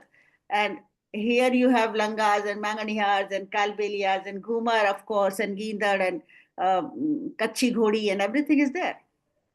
So all these things were. So I think that you rightly said about the rhythmic, uh, because the bow, and they have the anchor क्या ghungroos on that bow, chin chin chin chin ऐसे करके वो पूरा rhythm आता है उसके साथ साथ. So they don't need any percussion instrument separately. And this kartal is many of the Kathak dancers, they played with, they just have a jugalbandi with percussions, this kartal. Because this langas, they used to play so many patterns of rhythmic talas with this kartal, that it's very similar to Kathak footwork and the system, the complex So- system of, All the cross rhythms, all the upaj, the suddenness, the play, the whimsical play, and all that Kathak's footwork is well known for, all was supported rather effectively by the Kartal. So you had this dancer striking and letting off lamjhad parans, and you had the Kartal player doing his number. There was movement, there was rhythm in both cases. So it was very dramatic. It's like this. Simultaneously, they used to play. So it built excitement quite well. Prerna, there is a question that Mafalda has asked you. Is in Kathak this standardization of the blending of gharanas, I mean standardization of Kathak, which is in a way a blending of the gharanas. So the uniqueness of the Jaipur may not be very strong now. Ghat raha hai. Thoda similarity aane lag padi hai dono mein. She's asking you whether that is happening or not. Oh, I'm sorry, I'm Similarity, seeing Mafalda. Yeah. similarity as far as the performance is concerned. When Hmm. you watch a Kathak performance, you sometimes cannot make out that whether it is Lucknow or Jaipur or Banaras or Raigad or what, because the presentation and the order of presentation and the way of presentation, the costume and all these things are similar. But there is a difference. There is a difference in the syllables. There is a difference in the treatment of the rhythm. There is a difference in the sahitya. So the blending is not there. It happens because now all these are all performing arts. So many times you are taking something from here and something from there, and people are taking out of you also. So it is like this. I remember in one of the Kathak Mahotsav seminars that happened during the Kathak Mahotsav, this point was made, and it was argued that it is enriching Kathak. So there was the identity of Kathak per se, and then there was the specialization and flavor of the Jaipur Gharana and the Lucknow Gharana, and as Prerna said, Banaras and Raigad. So I mean, there are two arguments. One argument is, how long will we keep dividing Kathak? This is enriching Kathak, this hybridization. And the other is, oh, please, let's retain the flavors. Each one is a very special flavor. I tend to go with the flavor argument. Because the syllables and the compositions, the bandishes are completely different. Like me and Veronique, when we danced together, she was from Lucknow Gharana and I from Jaipur Gharana. And when we wanted to match each other, the first problem came about the rhythm. Because like I said, that in Jaipur Gharana, the Vilambit lay, the slow tempo is there. and for a very long time. We have to just do in the slow tempo. So, which is different in Lucknow Gharana. So, if you understand the complexities and the intricacies of the Gharana, then you can understand that, yeah, there is significant difference. But yes, as far as the performance is concerned, they are quite similar. Okay, thank you so much, Prerna. That I think is a quite a self-explanatory answer. Ayla, you had very pointedly said that now there is something happening amongst the traditional communities. They all want to assert themselves. They want to claim their own representation. They know what they are doing. This is no longer the time of spectacle making on order. If they want to make the spectacle and they want to draw from their own traditions or involve any new traditions, that's what's happening.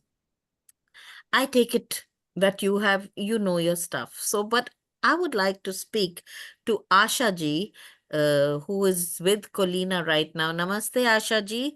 इतना अच्छा लगा कि आप हमें join कर पा रही हैं और इस पूरे गोष्ठी का आप एक तरह से प्रतिबिंब हैं.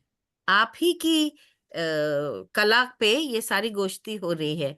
तो आप जरा बताइए कि आजकल जो नई पीढ़ी है या जो मास्टर्स की पीढ़ी चल रही है आर्ट फॉर्म में, वो क्या सोचती है कि जिस तरह से पहले इधर से थोड़ा सा लिया, उधर से थोड़ा सा लिया, ईट रोड़ा जोड़ के भानुमति का पिटारा बनता है एंड ऑल दैट, वैसा चल रहा है कि अब कुछ सोच आ रही है जो आर्टिस्ट खुद अपनी एक्सप्रेशन को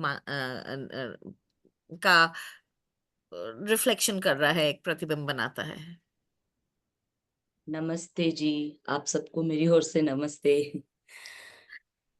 जैसा कि आपने कहा है, तो अभी की जो जनरेशन है वो इतना इंटरेस्ट नहीं ले रही है.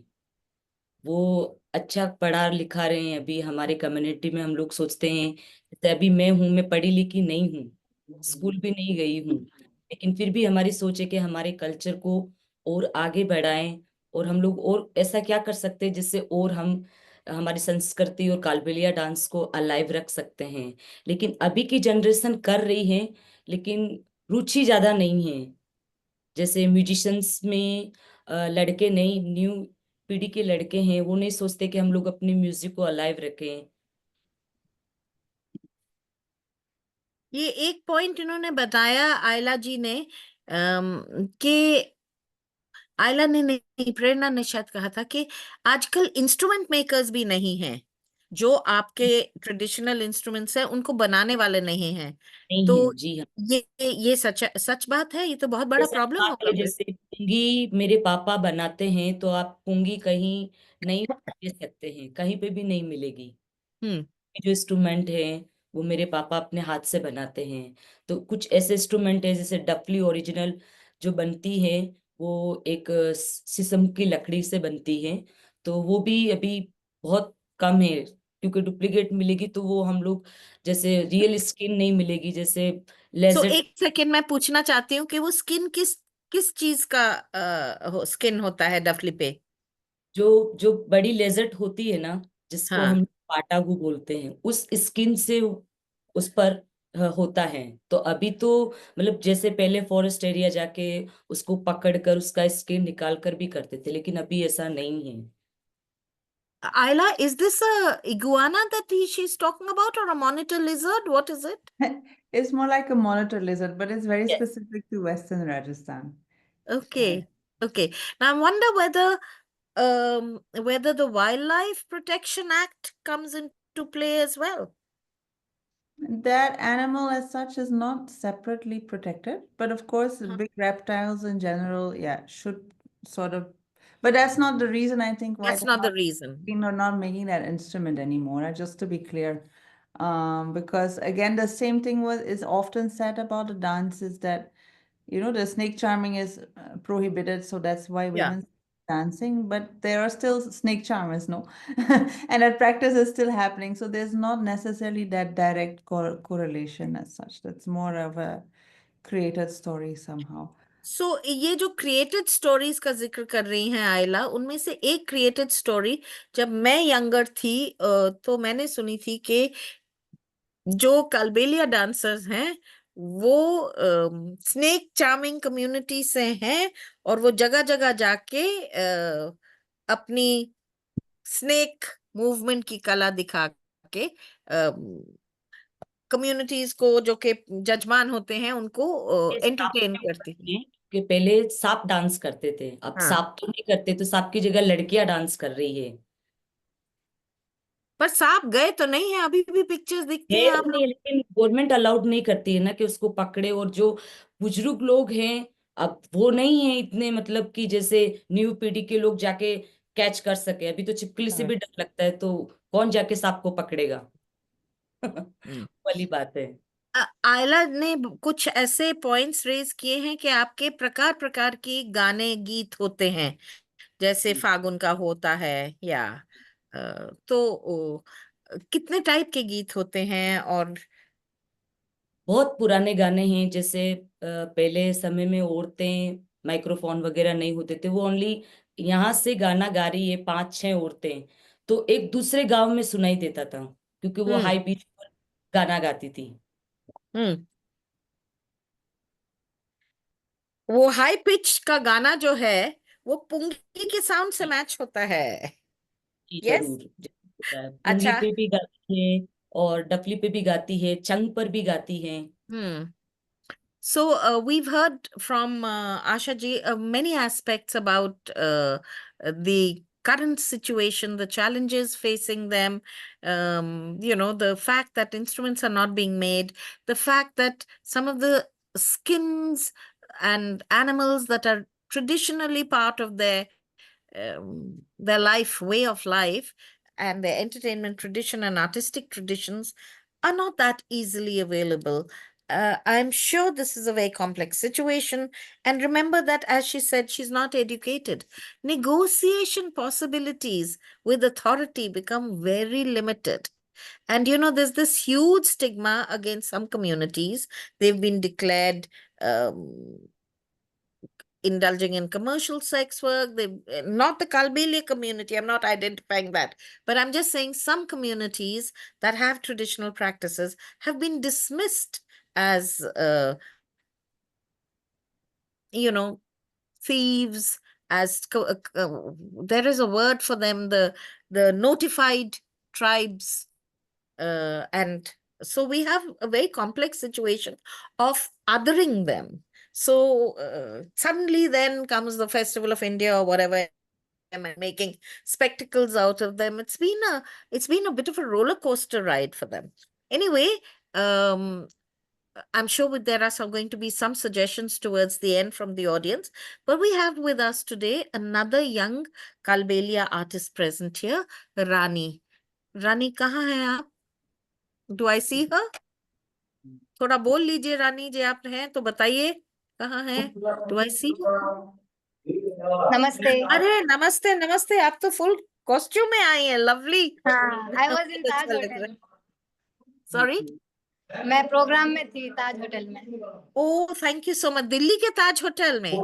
जी नहीं, हाँ, जोधपुर में ही है। हाँ, जोधपुर के ताज होटल जी। में। तो कितनी बारी मिलता है ऐसा प्रोग्राम? मैं वैसे मतलब ये मेरा ऐसा पार्ट टाइम जॉब है, रोज शाम को जाती हूँ। अच्छा, हर जी रोज जाना होता है?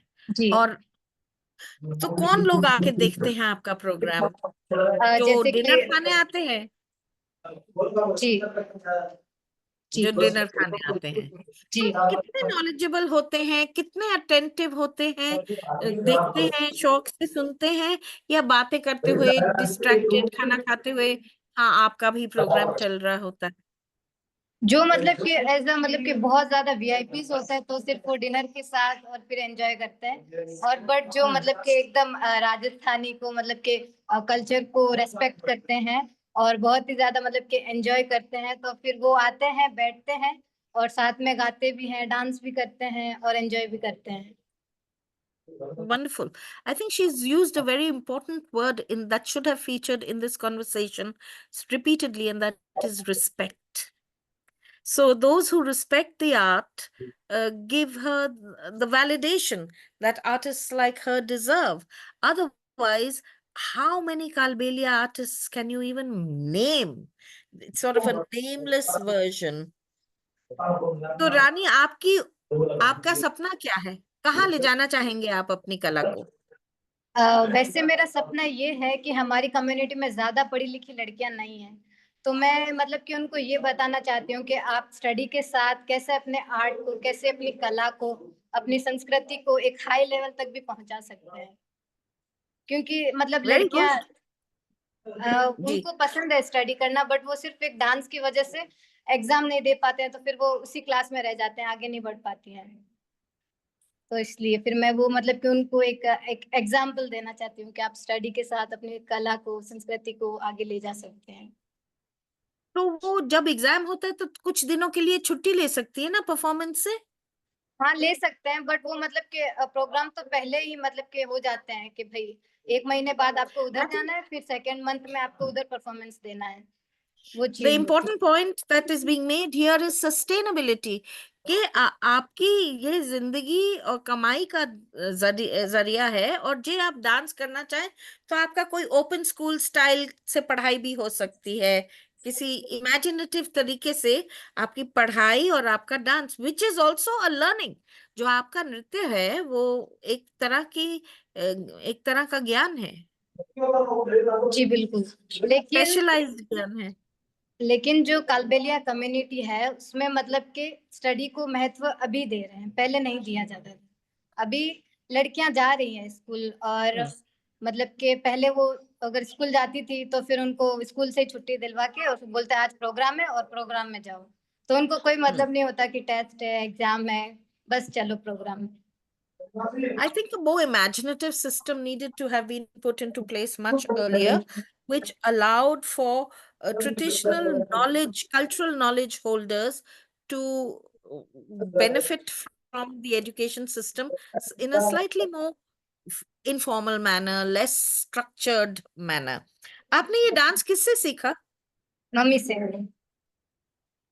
और उन्होंने मतलब कि एज अ सीखा नहीं है, लेकिन हाँ मतलब कि उनकी जो बहन है वो उनके फूफो जी की लड़की है, समदा मासी, मेरी मतलब मौसी है, तो फिर उन्होंने उनको देख देख के सीखा है। So this is very interesting that it's always from within the family. कोई गुरु शिष्य का चक्कर नहीं है कि कोई आपका फॉर्मल गुरु है and all that. और they learn through a osmosis process. देख देख के सीखने की जो आपने बात की, उसमें जिस तरह प्रेरणा को खड़े होके पता नहीं कितने साल तक कथक ने तत्कार ही कराया, गुरु हाथ पकड़ के उनके एंकल्स को, पिन्नियों को चला रहे थे, वैसे ऐसा कोई सिस्टम नहीं है। तो ये सब जो आजकल होता है, कई चक्कर होना या बैक बेंड करना, पीछे की तरफ झुकना एंड ऑल दैट, इसके लिए तो ट्रेनिंग होती होगी। ये मैंने जो मतलब कि एकदम हम बैक ऐसे जाते हैं, ये जब हाँ मैं 7 साल की थी तब मम्मी ने एक बार मतलब कि ऐसा गीता बिछाया था, और फिर मम्मी ने मेरी कमर को ऐसे पकड़ के फिर मेरे को बेंड किया था, फिर एक बार किया था, फिर उसके बाद में मैं सीख गई। खेल खेल में खेल खेल में इतना मतलब मुझे प्रैक्टिस नहीं करना पड़ा। थैंक यू रानी। अब आप जो परमिशन दें तो मैं बाकियों से बोलूं कि आपसे कुछ सवाल पूछ सकते हैं, हाँ जी ठीक है? बिल्कुल बिल्कुल। Okay.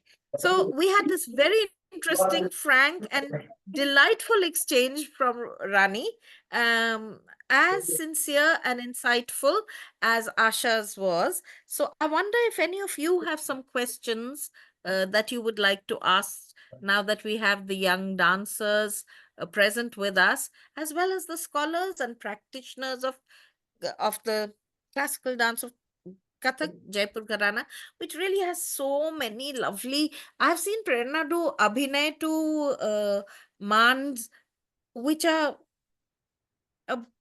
classically है एक तरह से क्योंकि राग पे based है, but it's not regarded really. You wouldn't find too many Mans coming in on a concert platform other than in Rajasthan.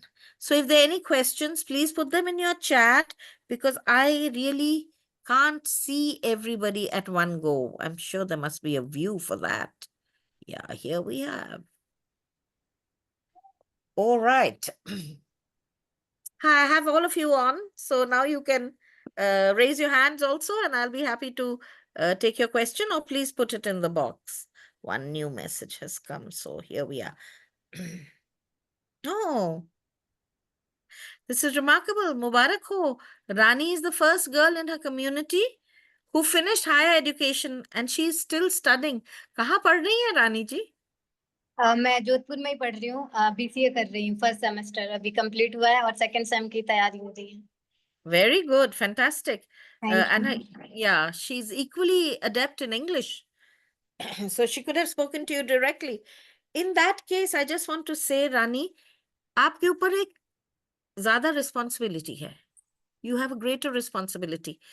If your art needs to go across borders, तो आपकी language skills का बहुत प्रयोग करना पड़ेगा आपको. जी इसी के जी भरोसे जा सकेंगे. जी. Okay. Are there any other questions? Yes. Aristia. Did I pronounce your name correctly? Hi, can you hear Hi. me? Yes. Yes. I have a question for Asha, and if it's okay, I'll ask it in Hindi. Yes, lovely. नमस्ते आशा जी. तो मैं बहुत खुश हूँ कि मैं अभी Belgium से आपको देख सकती हूँ और आपसे बात कर सकती हूँ. Thank you. मैं यहाँ पे बेल्जियम में कालबेलिया डांस और राजस्थानी डांस सिखाती हूँ और अक्सर मैं आपके सॉन्ग्स के लिए देखती हूँ क्योंकि वो मुझे बहुत पसंद आते हैं. तो आइलान जी ने अभी समझाया है कि आप लोगों के लिए कभी-कभी मुश्किल है कि आप अलग-अलग सॉन्ग्स को दिखा सकते हैं ऑडियंस को. अभी मुझे मालूम है कि आप बहुत मशहूर हैं. आप बहुत मतलब उनसे स्टेज पर आपके गाना शेयर करती हैं. तो क्या अभी ये ज़्यादा आसान है कि आप अपने दिल के गाना गा सकती हैं? मैं यही चाहती हूँ कि मेरे कल्चर के जो कम्युनिटी के सॉन्ग हैं वो हमेशा अलाइव रहें और उनको एक अच्छा प्लेटफॉर्म मिले. जैसे कि अभी मैं राजस्थान की अच्छी कंपनी के अंदर ये गाने दे रही हूँ तो बहुत पॉपुलर हो रहे हैं ये गाने. और मुझे डांस के अलावा भी इन गानों से बहुत ज़्यादा पब्लिसिटी मिल रही है और लोग लाइक कर रहे हैं और पसंद कर रहे हैं. मेरे स्टूडेंट्स को आपके गाना भी बहुत पसंद है. Thank you so much.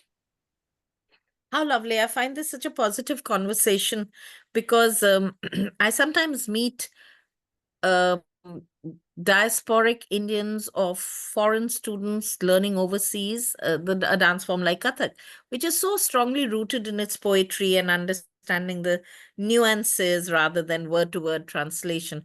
And I find that language skills are a little limited, and so much of the thrill of doing Abhinay gets lost. And here you are saying that your students love her songs and love dancing to them, you know.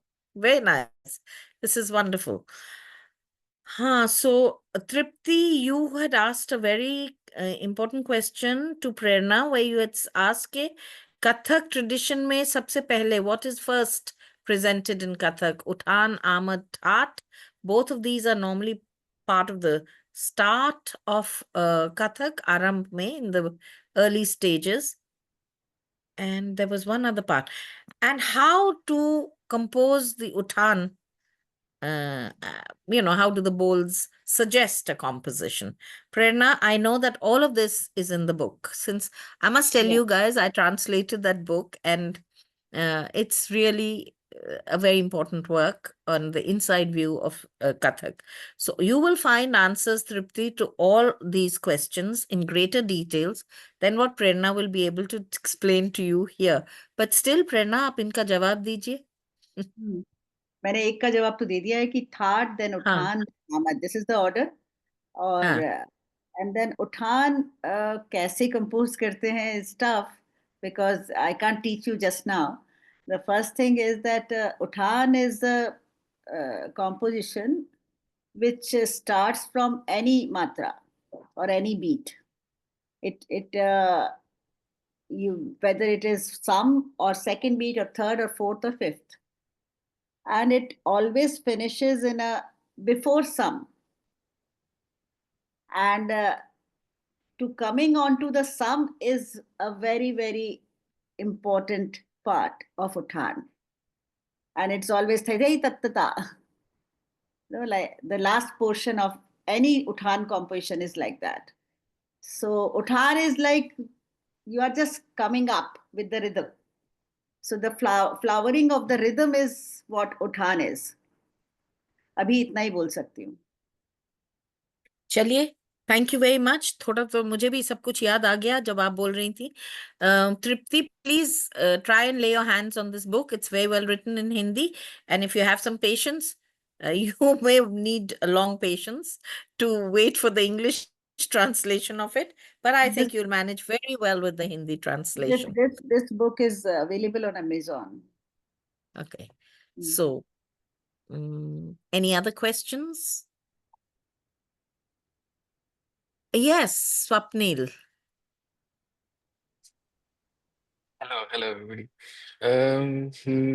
My question, मेरा सवाल आपको ही है, आशा जी और रानी जी. जब कोई आपका dance style सिखाता है, जैसे मैं खुद भी बेल्जियम में डांस सिखाता हूँ. मैंने आप जो सपेरा कम्युनिटी से जो लोग हैं उन लोगों से कालबेलिया डांस भी सीखा है. जब कोई आपका डांस सिखाता है, तो ऑफ कोर्स आपको अच्छा लगता है क्योंकि आपके कल्चर आगे बढ़ रहा है, बाकी लोगों को पता चल रहा है कि कैसे डांस कर सकते हैं या वहाँ पे सीख सकते हैं. बट आपको खुद को कैसे लगता है कि कोई मेरे सिखाए हुए मूवमेंट्स या मैंने बनाए हुए मूवमेंट्स या मैंने जो मेरे अ, पापा मम्मी जो भी है उनसे जो सीखे हुए चीजें हैं कोई और सिखाता है, तो कभी ऐसे लगता है कि नहीं होना चाहिए ऐसे.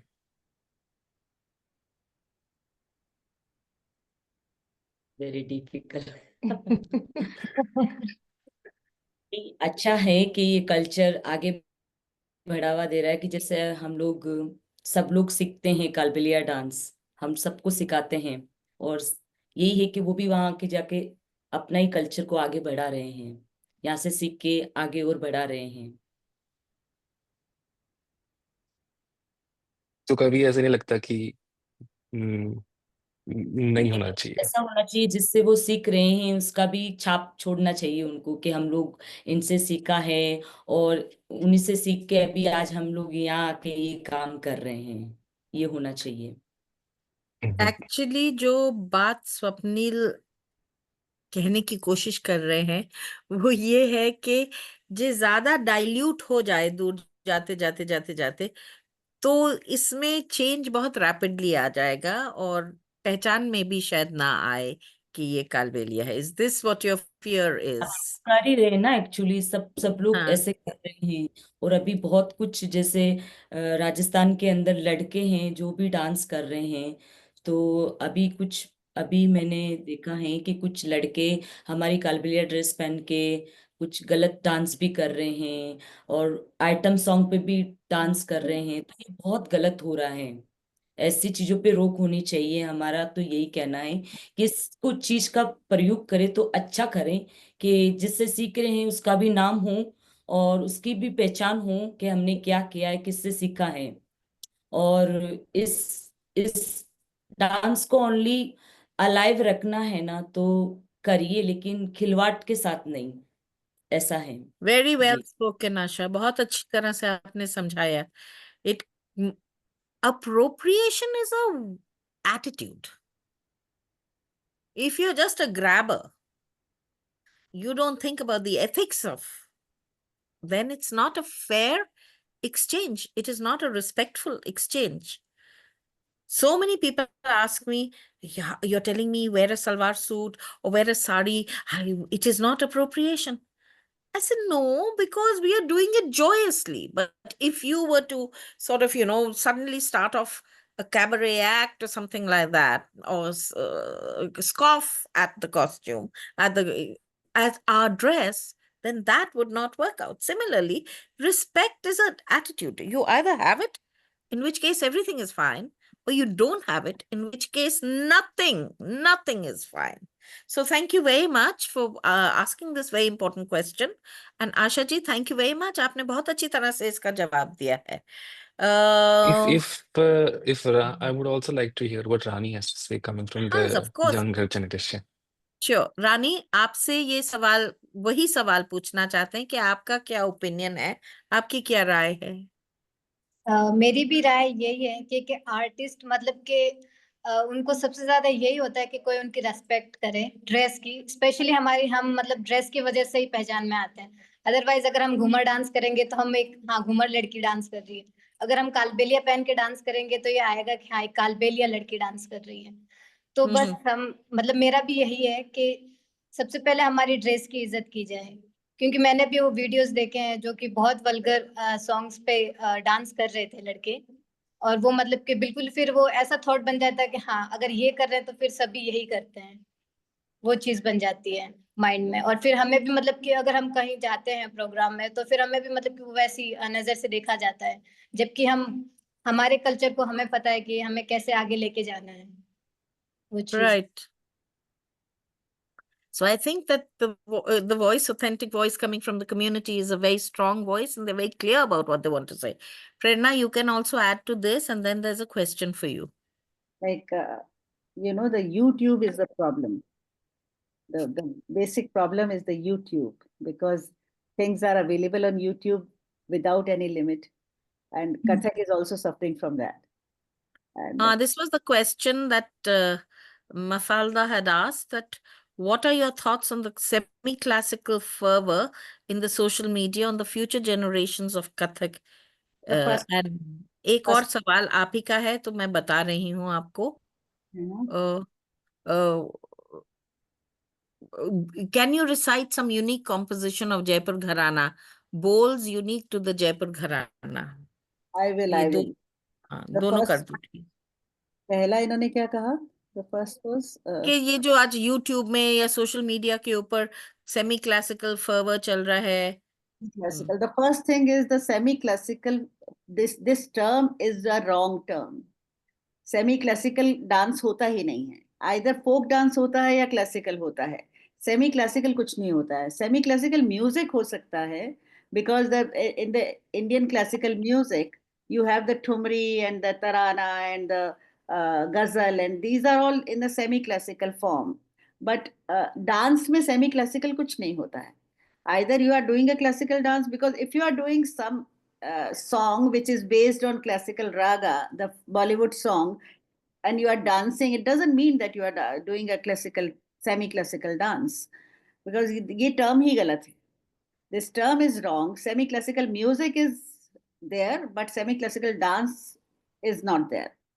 It is either classical or folk. That's it. अच्छा, अब वो यूनिक बोल्स ऑफ जयपुर घराना, कोई यूनिक कॉम्पोजिशन वो भी सुना दीजिए, क्योंकि उसके बाद एक बहुत इंपॉर्टेंट सवाल है for everybody. So there's like I said that we mostly हम लोग विलंबित लय में काम करते हैं. So विलंबित लय, so this bowl is a झूलना परन. झूलना परन, झूलना is a swing. So the syllables are going like a ascending and descending order, like that. So the way we recite is धा तिट धा धा तिट धा धा तिट किड़ धा तिट धिता कदा धी किट धा दिनता किड़ धा दिनता तक धा दिनता ता किट धी किट धागी दिगी न गति टिकतान तकिट तिकिट तागी दिगी न गति टिकता तकिट तकिट तागी तक दिगिट दान धा तकिट तिकिट तागी दिगी न गति टिकता तकिट तकिट तागी तक दिगिट दान धा तकिट तिकिट तागी दिगी न गति टिकता तकिट तकिट तागी तक दिगिट दान धा कत्त धा कत्त धा कत्त धा कत्त धा कत्त धा कत्त धा घिंत धा घिंत धा घिंत धा. So it is in a vilambit उसमें. और जैसे one more syllable I can say, that is I said that Ganesh Paran is very important. So the Ganesh Paran in the praise of Lord Ganesha, and it's a very, very common and very popular, and I think each and every Kathak dancer knows it. That is Gang Gang Ganapati Gaja Mukha Mandala Gita Gida Gita Gida Gita Gida Thun Thun Tat Tat Tathai. जय जगवंदन वक्रतुंड धानी धाता विघ्न हरण शुभ करण धागे न धागे धूम kit थड़ुंग थड़ुंग गदी गण थे थड़ुंग थड़ुंग गदी गण थे थड़ुंग थड़ुंग गदी गण थे. It's lovely. Thank you. Aricia, do you want to still ask some other question? Did you want to ask another question? If I may, I don't want Yes, to take. sure. Because then I want to open up with the last question that is really a significant question for everybody. Yeah. नमस्ते प्रेरणा जी. मैं भी कथक सिखाती हूँ. मैं लखनऊ घराना सीखती हूँ शीला मेहता से. वह अच्छा. मुंबई में रहती हैं. हम्म. और पिछले साल मैं राजस्थान में थी और मैंने एक छोटा सा वर्कशॉप किया है जयपुर घराना में. तो अच्छा. मैं बचपन से राजस्थानी स्टाइल सीखती हूँ और कथक सीखती हूँ, मगर कथक में लखनऊ घराना सीखती हूँ. तो ये पहली बार थी कि मैंने जयपुर घराने को ट्राई किया था और it was very special because the movements felt very Rajasthani to me. So for me, I had the feeling that I could approach. This is an intuitive. This is only my experience, no? So I felt that even though the bandish, the composition was very different to what I had learned before with my guru, I could blend into it because of the training that I'd had in Rajasthani dance. अच्छा. Maybe this is just me, but this made me wonder about the connection, and that's also what Ayla was talking about, this boundary between classical and traditional, and then the idea of Rajasthani movements rather than classical and folk movements. So I wanted to learn a little bit from you what your take is on this. आपने किसके साथ में किया था workshop? This was with Hemant Divara. He is a student of Pandit Rajendra Gangani ji.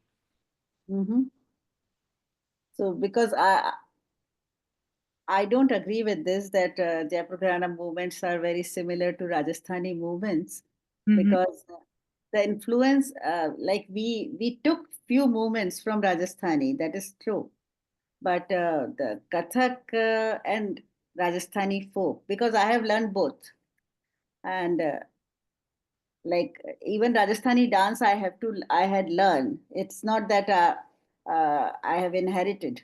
So that is completely different. Maybe the workshop you have done is that this boy or dancer, maybe he has created few movements for you, because it's not, I can't take it that the Jaipur Gharana movements are very similar to Rajasthani folk movement. No, it is not. There is influence, there are few movements which are, but if there are few movements, like I showed this movement is there, but it should be practiced like a Kathak movement. I also didn't mean that, we weren't doing movements like this. We weren't doing Rajasthani movements, but just the way that we went into the movements. Because it felt like a connection to me. That can be there. तो प्रेरणा, एक बारी आपने मुझे एक बात बताई थी चक्रों के बारे में, and you said जितने चक्कर जयपुर घराने में हैं, और you said this in the context of your work on Raza's paintings. Yeah. That you had to pull out all types of chakras to be able to deal with so many of the bindus, and his paintings are a series of bindus, sometimes not one bindu but series of them. तो उसमें से कुछ हो सकता है कि उससे असर लगा कि शायद चक्कर से there was some connection. नहीं, चक्कर हो सकता है, बट क्योंकि यहाँ पर जो लोग अभी डांस करते हैं, मैं जयपुर में आने के बाद देख रही हूँ कि वो डेलिबरेटली कुछ राजस्थानी मूवमेंट लेकर आते हैं इन रेpertoire. तो I just wanted two point out that. So Aricia, there's every possibility that there is enhancement, ethnicity enhancement, हाँ. So कि जान के कर रहे हैं ऐसे. मतलब Anyway, now this very important question, please, and this will be the last question, but it can be the starting point for yet another to our seminar. Okay. And that question is, how can we preserve these repertoire art forms? In what ways? What do you see in the future for these Rajasthani traditions? Julian has asked this question to everybody, and it really is a question that everybody needs to think about. How do you preserve? Do you keep it in a tight box and not let it see the light of day? Because if it saw the light of day, it would naturally change a little bit. Do you let it self regulate? Do you let it react instantly to impulses that are global? What do you think? And is there any specific program? Look, traditions Ayla, can't. sorry, कौन बोल रहा था? I'm sorry, I didn't realize. Prerna? No, Ayla, I want you to say this because Hmm. you've been working in this conundrum, around this conundrum. So why don't you lead the answer? Yes, Prerna ji, I also want you to take the floor, but since I've been requested to answer, I will. But maybe you can add to what I'm going to say, or maybe agree or disagree. But and this might also be a summary of what has been discussed in the Q&A that we had just now. Multiple things, I think.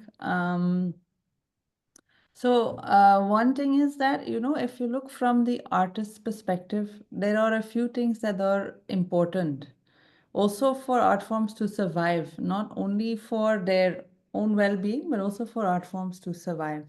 I think respectability we talked about, like how the art form is seen. And this goes to two ways, by the way. This is by the members of the community as well as the audiences and all kinds of environments where they are performing. So that is not just a two-directional thing, but a multiple directional thing. So that respectability, I think the second thing, which is very important, and I also want to highlight that again, maybe also in relationship to what Swapnil was asking, is that livelihood is very essential for an artist. And this, I think, is a general statement, maybe not only for our Kalbelia dancers, but also for other artists. If you want to practice your art form seriously, you need to have an income. And that is always somehow very much a priority, which we very often, or sometimes a bit ashamed of saying so, because, the arts is always very often considered as a luxury product, and we're not allowed to talk about it as so much straightforward as I'm doing now. But I think for that reason, I think it's very important to mention it. Livelihood is essential for an art form to survive, and also for an art form to stay within certain groups. So if that boundary is not crossed, if that is viable for the artist, then like sharing the art form is also not such an issue as such, because again, any practice is alive, so it always evolves. We can't stop, like you can't put something into a box, close it, and then wait for it to stay the way it is. That is not true. That never happens. So it is also important for an art form to survive for that reason. So it has to flow, it has to go to multiple people, it has to go to national, international stages, it has to be shared with artists. So I think that is not the issue as such. But that respectability has to be there, that livelihood has to be there. And then the third thing, I think, is in-depth knowledge, which we all should cherish. And then again, that this is a multi-directional thing. It works in all kinds of ways. Like the artists have to have the incentive to keep on learning about their own art form, to keep on training about their art form. And we can see that very well in classical forms, where they structure it in such a way that the students are almost forced to really dedicate and study it in depth. But if we are not in that form of a system, and I'm absolutely not saying that we have to classicize everything, but we have to have some sort of a methodology that stimulates the young generation to keep on learning in depth. That is also very important, and they need to be stimulated in different forms. So it can be in forms of their training, but also maybe in forms of support, like especially in communities that are maybe less educated or less prioritized, we have to give them incentive to keep on learning. And then the last thing I want to say, and this is going back to Aricia's statement about social media, because she does use YouTube to listen to Asha's songs. But the important thing is that Asha is also putting content on YouTube, which is valuable. And that is important because there's a lot of bad content also circulating, is that we also have platforms to circulate good content, and that people who want to find good content can actually find it. And the main strength of Asha's work is that she had the courage to present something different, and actually she got rewarded by it. That's also important to say, because the reward was that she got a separate personality. She is now known because she's Asha Sapera, and it's because she is doing something different from everybody else. But it takes a lot of courage to do that. And you need to have all of these parameters somehow aligned to yourself to be able to have that next step and to promote yourself like that. So I think that is a way of preserving. And again, audience education is also important. Don't put all the pressure on your artist, please. That is what I would like to say. Yeah, I think it's a well argued point and well nuanced argument, that you have made, especially the last one, which we always tend to ignore. It's very, very important. And I see a little ray of hope. It's a little ray of hope, really, in this new NEP, which actually has some space for the arts. So if that is handled well, it is possible that we will have a more sensitized next generation. But only if it is handled well. Otherwise, it will be another example of a lost opportunity. Prerna, would you like to add something to what she has said, or questions, challenge? No, I think it's over. And one thing is constant, that is traditions can't survive without any change. Yeah. There has to be some changes, because it's like a flowing river. So the water is just going on, and it should not be stale. So that's why the traditions will always survive with the changes, change of environment, change of content, change of maybe the patronage systems. Yes, everything. So it is like, so it will survive. It will survive. It's for this reason it's called a parampara. Yeah. Actually, a combination of two words, param and para. That which is good enough to survive will survive to the next stage. Some will be lost. Some will not matter. Some good things get thrown out. Babies get thrown out with bath waters also. Some good things also get thrown out, regrettably. But we need to be very careful of what we keep and what we throw out. This quality of what we keep and what we throw out is what is known traditionally in Indian performance theory as auchitya. That sense that has to be developed. What do we keep? Is this ringing true? Is this little change that we are trying to bring ringing true to the form, or is it breaking the form? So you have to work on it yourself as well.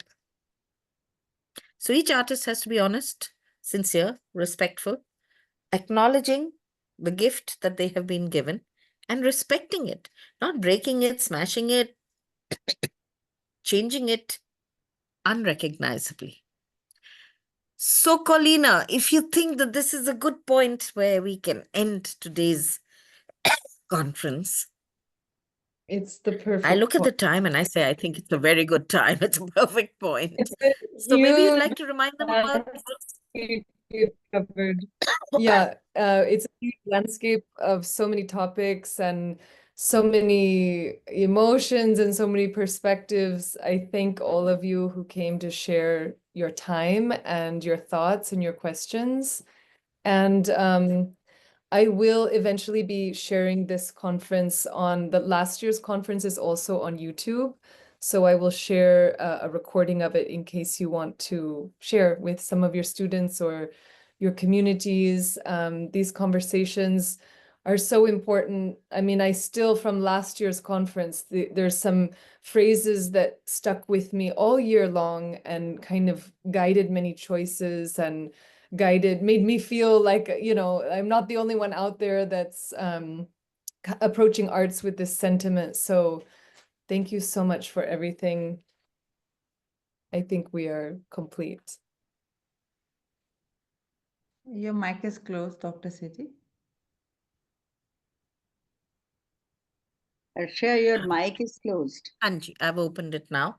I want to thank you, Colina, for thinking of this subject, for bringing on the same platform such diverse specialists, you know, like scholar specialists, performing specialists, those who belong to the community specialists, you know. So very, very grateful for that, especially for the inclusion of the two voices from the Kalbelia community.